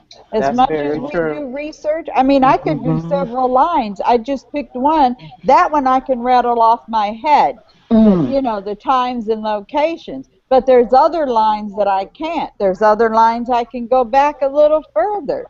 But again, Mm. whoever I could rattle right off, and I started typing, and I said, "Oh, that's an idea." And I said, "Mom, what do you think?" She said, Mm. "I like it," you know, and stuff. So I sent her sister one, and because there's only two siblings left, my mother and one of her younger sister out of five kids, and so I sent their oldest kids each one that they would have, and I told them put it in a frame, you know. So And that's again, very that's inexpensive. So yeah. Nika, I hope you do one. Mhm. Well, I actually, if anybody's following or friends with me on Facebook, in the baby's room is a wall like that. Yeah. Oh, I haven't seen the Where, baby room. yeah, if you haven't seen the room, I oh, posted it put on it out there Instagram. for us. It's it's Uh-uh. it's four generations of the baby's family on the wall. It's basically like a Yeah. visual family I tree. want to say it's on your page. Yeah, it's on my page. I'll tag I you so love you that can see picture of your it. mom and dad. You said, "Oh, that's the only one of them Yeah, in together." fact, in here, here I am. I'm young. I only have two pictures of my parents together. And I only have one, and that just happened this year. Exactly. Oh, wow. And so, like, I had to track down a picture of my parents, and I was like, do I really only have two pictures of my parents? And so, Yeah. at the house that I grew up in, we had pictures everywhere, and I'm a very visual person. That's why I have this Mhm. big, huge gallery wall You behind me. see it. And it's me, it's my husband, it's our families, it's all of our nieces and nephews, it's both the sets of our parents, all up on one wall. Hmm. Love it. And Yeah, in I that like it. way, whenever anybody walks in here, this is the first thing they see, and they stand here for about 10 minutes, Mhm. and they ask me Mhm. who everybody is. And so, for me, it's all about what you see. You see a picture of my in-laws at my brother-in-law's wedding, but you Yeah. also see them on their wedding day. Mhm. And What's so, and that's so important, Nika.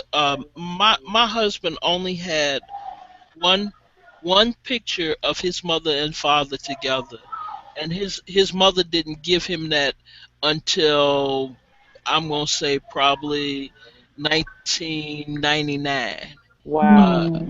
and okay, so my husband's father had other children that my husband was in communication with. And when they came to our house and they saw that picture, they said, each one of them said, I don't have a picture of my father. And so I took it and made copies of it Yeah. and Hmm. gave them pictures. And when my husband's mother found out that I had given these other kids, um, that were not her children, Right. pictures of their father, she was grossly upset. Oh I mean, no. she was fighting mad that I had given these other kids, that were not her children, pictures of him. And Still their At the daddy. time, that she was angry, her father had just passed, and I said to her, I said, you know what? You have pictures of your father, but just imagine if you didn't have a picture of you lived your whole life and you didn't have a picture of your father, and your father hadn't been in your life actively, Hmm. to the extent that yours was, and you didn't have a picture of them. Just imagine what that would be like. And each one of them, there were two. Each one of them, when I gave them that copy of that picture, they just sat there and stared at it and cried. You know, I so understand that. I only know my grandmother, my mother's mother. I know no others. hmm None. So I grew up only knowing that woman as my grandmother. I just got pictures of my dad's father 5 years ago and wow. his mother. Wow. I never saw a picture of them. hmm Never knew. So I think there's a drive there that I keep searching because I don't have experiences that my older brothers might have had because they knew the grandparents. Where when I came along, everybody was dying, in hmm the 50s, early 50s at that, and they were all born 1880s and a little later. So I don't have the grandparent stories. I have a grandmother story, Mhm. and I can remember the baking of bread, and all that kind of stuff. But Mm. I've never sat in my grandfather's lap that I know of, I haven't either. to hear a story. And so I look for that, you know. And all mine were told too by my African American grandmother that raised me. She Hmm. kept my grandmother on my mom's side that are European because she passed away when I was 3. So she kept all her stories alive for me. She kept things that she gave me and would tell me things that would happen during the 60s, how they would have to sneak and take me to Sears just so she could look at me. So my grandmother, she saved all those pictures Wonderful. of my grandmother for me. So now I feel that even though I didn't get to see her and didn't actually remember me sitting or talking or, her looking at me, I still have that connection with her. So, yeah, Well, I think I this it just understand that. goes back to genealogy is not just about reports and Mm-mm. sources and Mm. books and that are heavily sourced and submitted Mm. to this person. Oh Lord, Miss Sarah, you okay? Yeah, I'm all right. Okay. I thought I muted that. I'm sorry. That's I was okay. I thought, No, I you said, didn't mute Lord, that, honey. I And heard I that. keep on if the doing it woman too. chokes out on the hangout, I will never get over this. We won't have another hangout. Nika, Yes, ma'am. Nika, not to change the subject, but I will. Finding your roots, Yes, going back to the show. which is why we are here, and she vanished. Oh my goodness, we lost her. We'll pick it up. Well, I'll ask a question then. Is there any particular episode of those last several episodes that we've all watched together? Anything stand out or anything grabbing any of you? I will give you all an update to last week's or my last note from our last chat. But Okay. anything stand out? And bureaucracy. well. They have One two thing for grips. me Mhm. was Feedback from when some when areas. they had Ming Politics, Tsai. politics and Yeah, Oh, the Ming Tsai. chef. Yeah. Okay, can you all hear me? When they had Someone Ming has a Tsai. television on. Uh-oh. The Someone has a Asian. television on that's very loud, or radio or something. Yeah. Um, Okay. Here we go. I Yeah. wonder. no, he did not pass it.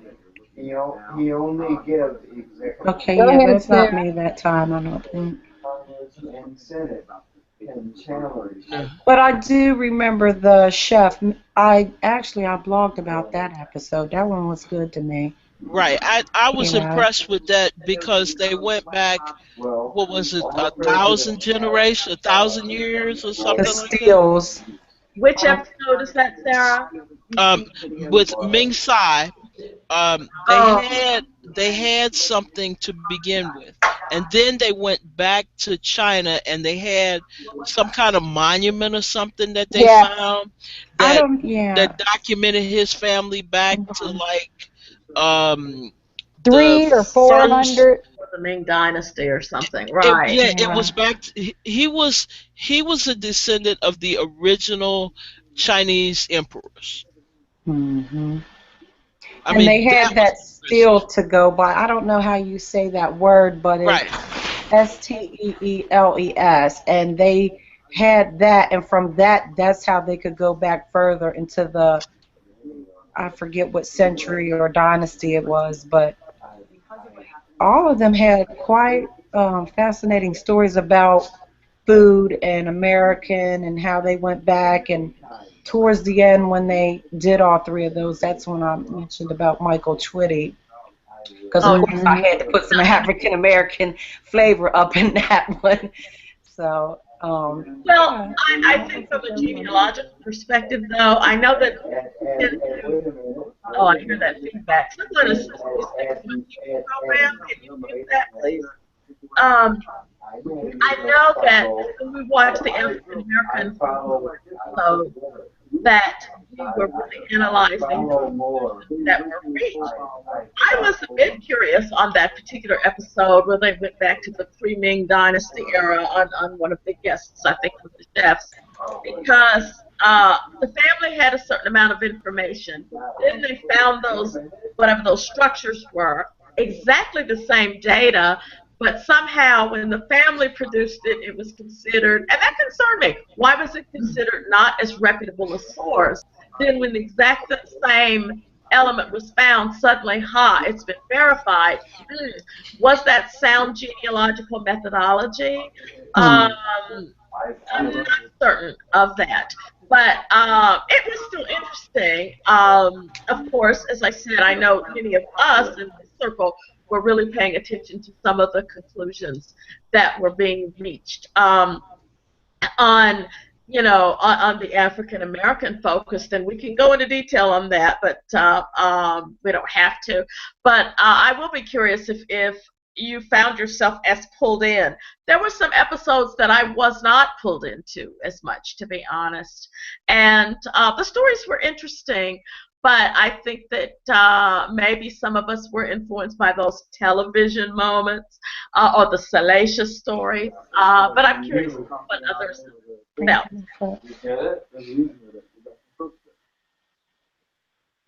Yeah. The show that stuck out for me was the one with Courtney Vance and how Okay, please lower quickly. somebody's volume. There's Sorry, I just muted Miss Shelley because she was over there just giving us all kinds of CNN glory. Oh, is Oh, that that was Shelley doing that. Because It I'm was looking all around and. it was Shelley Murphy. okay? All right, go ahead, Linda. No, I was just saying the show with Courtney Vance and how quickly you and Nika jumped on top of the filling in the gaps of what they left out on the show. And Yeah. that's important in research. So I learned a lot from just watching you all with that. Mhm. Well, I particularly felt that, unfortunately, I thought that the young lady was she was sort of smeared in the press. As you know, I have heard from some people related to her after I wrote my blog post because I really wanted her to be seen for the young woman, for the young girl that she was, who had at a tender age become a mother. And if any of you saw the film, The Color Purple, if you can remember when Sophia is encountering Celie, and she says, how Mhm. dare you tell Harpo to abuse me? And she goes on this rant, and she makes a statement, a girl child is not safe in a house full of Full men. of men. And how dare you, Mm-hmm. continue a cycle of abuse. And I saw Ardella Vance Mm. as a young girl who was really without a mother at a tender age, who was shuttled Mhm. from household to household. The voiceover narration at that time said they could not find her in the census. but I did. Mm-hmm. I found her living with her father and a new wife, and then later I found her with her grandfather, a tender girl. And then by the time 10 years later, she's now with child in Chicago, and then the whole scandal with the pastor occurred. But I still saw her as the victim, and I know that she lived to raise other children, and I know that she was probably a decent woman, and I wanted to find her and put that part of her story there, because what we saw on the screen was that it was a salacious story. Oh, here's the little teenage We girl, kept worrying about the preacher. young. Whereas I think that this was a young girl who had things happen to her. She was a victim. She was a child. Mm-hmm. And the tenderness about her didn't come through. And then I heard from a woman who wrote to me after she watched the episode. She had taped it, watched it 3 weeks later, and sat up and said, "Oh my God, that's my Aunt Ardella." And she went online, she found my blog. And at that point, when she found my blog, and she said, yes, my mother was Ardella's youngest sister. And Wow. she and I have spoken several times since then.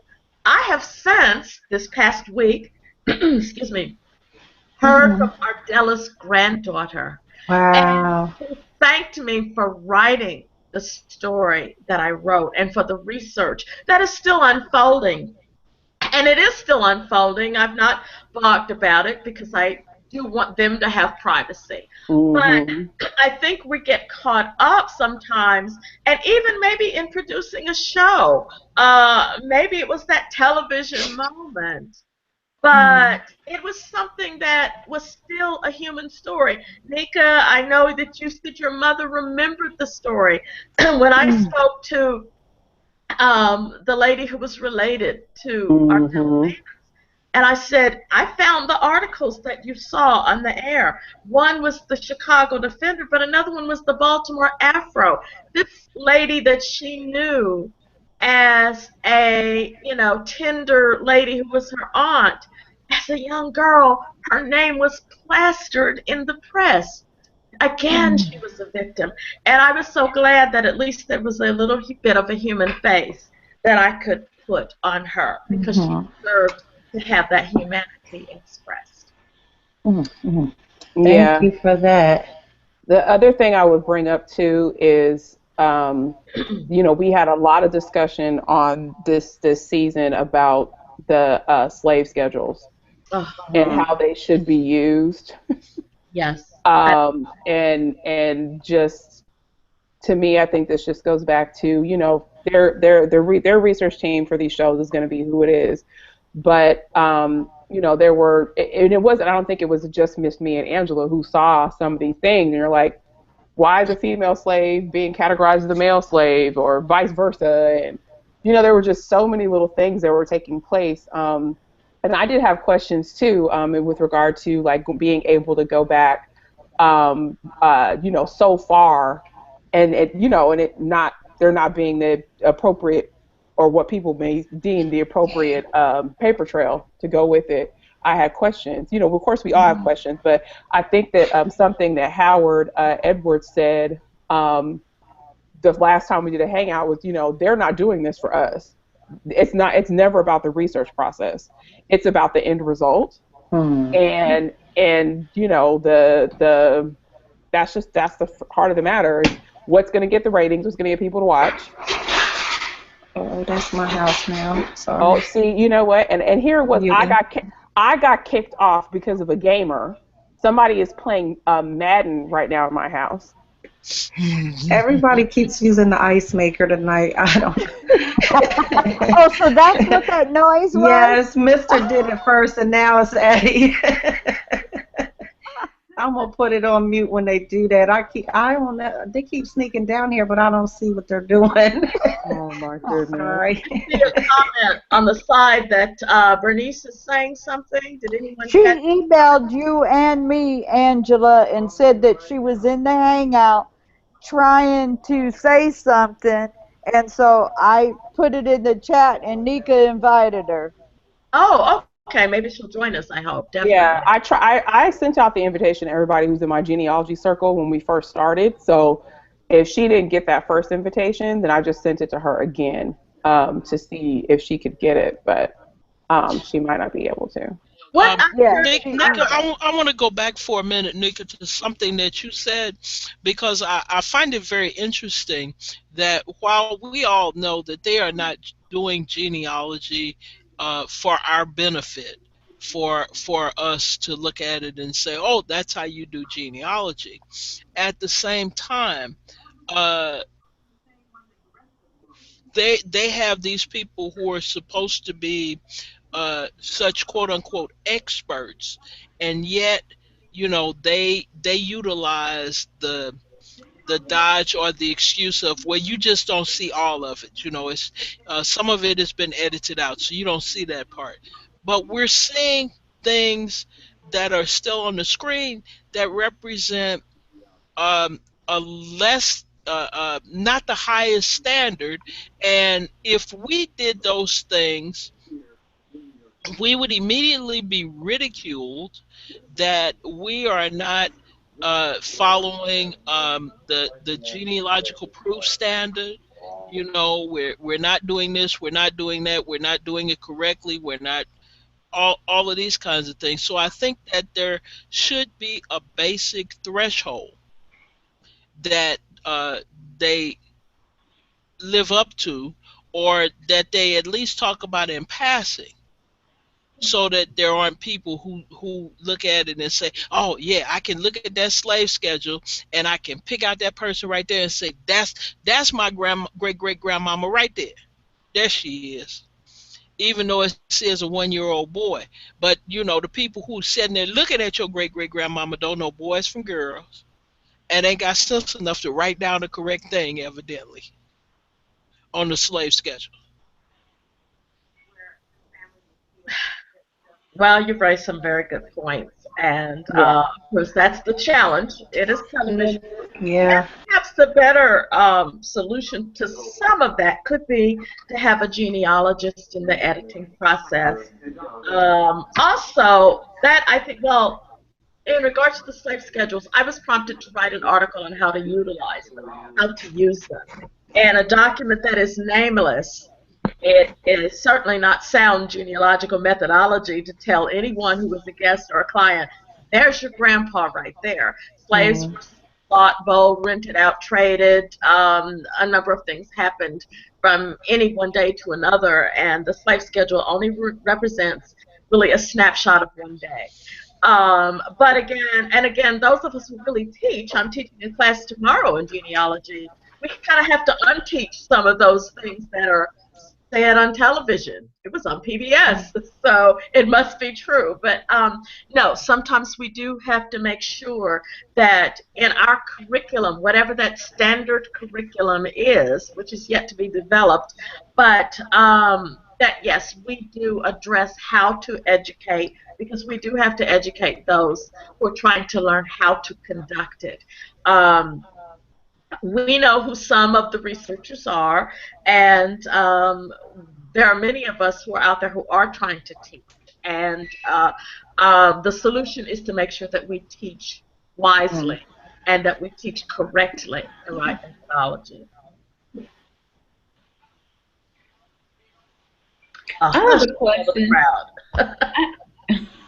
I have a question. So, Angela, in light of what you just said, on average, how long do you think it takes to research one person?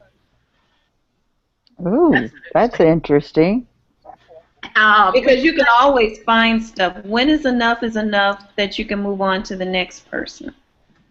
I think that's perhaps researcher determined, but at the same time, when you're saying one person, well, one person, of course, has a certain lifespan, and if you have someone who was born in 1840 and they did not die until 1926, there is a certain body of records within that time frame that you're going to be able to find things about him or her, unless, of course, there are sort of those post-life documents from secondary sources written about that targeted person. But on the other hand, it does not mean that you're limited to those 10-year increments of the census. You must be able to determine as much as you possibly can. Maybe that's where that reasonably exhaustive search comes in. But as much as you possibly can, the possibility of records that you will be able to go after. Obviously, you want to document whenever that person is going to appear in those 10-year spans. But there are other things that happened. There were wars that happened. There were natural disasters that happened. Did they affect your ancestors?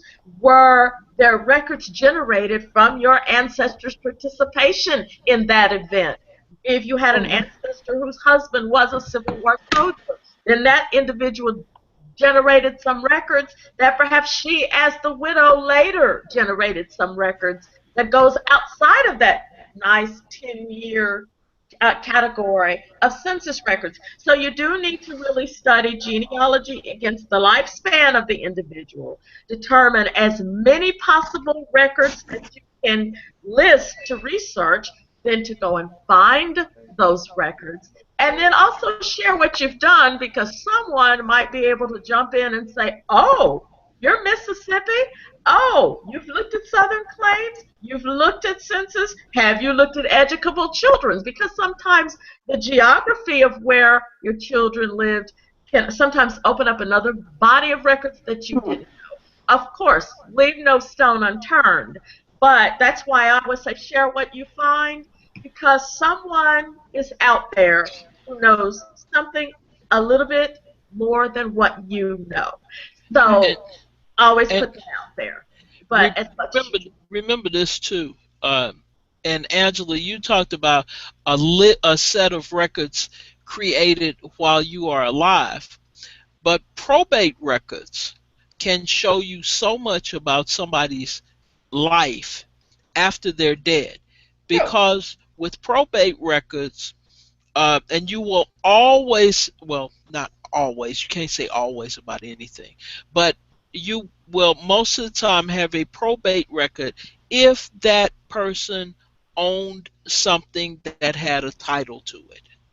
Like if they owned some kind of property, maybe they owned the house or something of that sort. Maybe they had a bank account that needed to be transferred over. They would have a probate record. In probate, the first thing that you have to have is an inventory. And then after you have an inventory, you have to set out who are the heirs. That is a perfect listing for you to find family members. And you find what they had and what kind of life they had. that's right.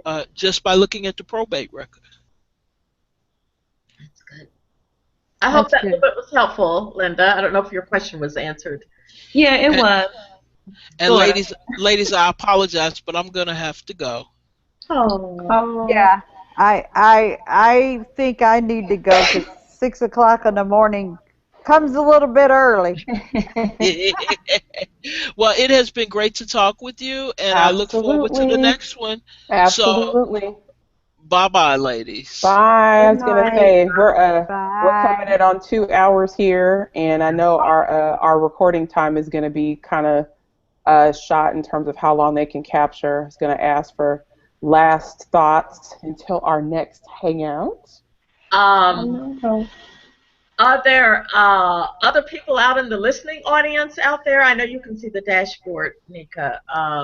There have been between 5 and 6 people watching. It like vacillates. Okay. I never know who's doing what. Oh, okay. But I was getting comments and stuff on Facebook from people who were watching. So I knew that that's how I knew Elise was watching, because she was posting stuff to me on Facebook so she could share her feedback. So I think because we end up doing this and we end up spending so much time, we just probably need to do it more often. Yeah, because I can see like 71 and then who comes in and who doesn't. I can see that too on my side panel. Mm-hmm. So. Oh, that's great.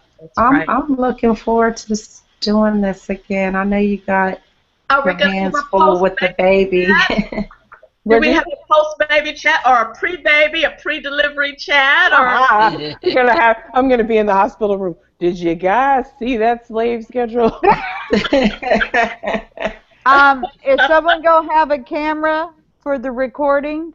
Oh Lord, have mercy. Of the well, you know what I'm we not talking started. about delivery and stuff. That's everybody's We had choice. we had a discussion about that earlier this week, and somebody I was like, oh, we got to get you acclimated which camera you're going to use. And he looked at me like, what do you mean? I said, do you expect for me to photograph my own delivery? So we have to practice. I know, right? Seriously. So then let me tell you what my male cousin said. He goes, well, you can just get a wireless transmitter and then just click it. I said, I am not doing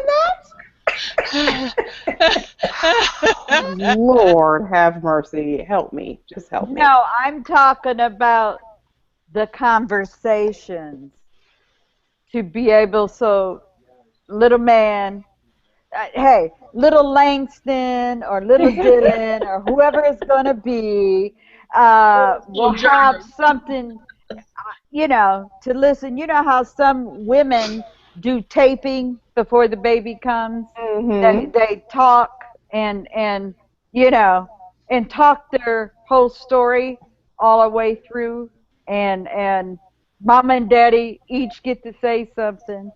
Oh yeah, he's been sort of documenting Okay. as things have happened. Like when he attempted to make the put together the crib. That happened. That's a photo moment. That's Kodak and moment. him being up like late at night, like trying to do that, or like oh my gosh, like he's just had like little chronicles and stuff like that. And I actually posted on his wall. I found this guy whose daughter is like, I want to say she's like 6 weeks or 7 weeks old, and every week he's been doing a vlog about like what happens, and it's so funny. And so he, Rashad's like, I've already been doing that, and I'm like, no, you haven't. You've been doing it every week. So I think the whole birth story, like I still ask my mom, and I still get like bits and pieces from her on certain things, because some days she remembers some things and some days she doesn't. So some things you don't need to know. Yeah. You can ask my mama. She was gassed on all 5 of her babies because back then they put gas on. Yeah. I'm serious. They could put gas masks on them, and they gassed them basically, and then they had their, went through their labor. She didn't see, out of 5 of us kids, she did not see any of us born. Yeah, I didn't see my kids either, just my godson, and he's just like my baby, because he's the only child I've ever seen being born. I didn't miss nothing. I was more busy trying to see than worrying about what was going on, because I wasn't missing nothing. Wow. I even watched my surgery about 5 or 6 times before I had it last year. Wow.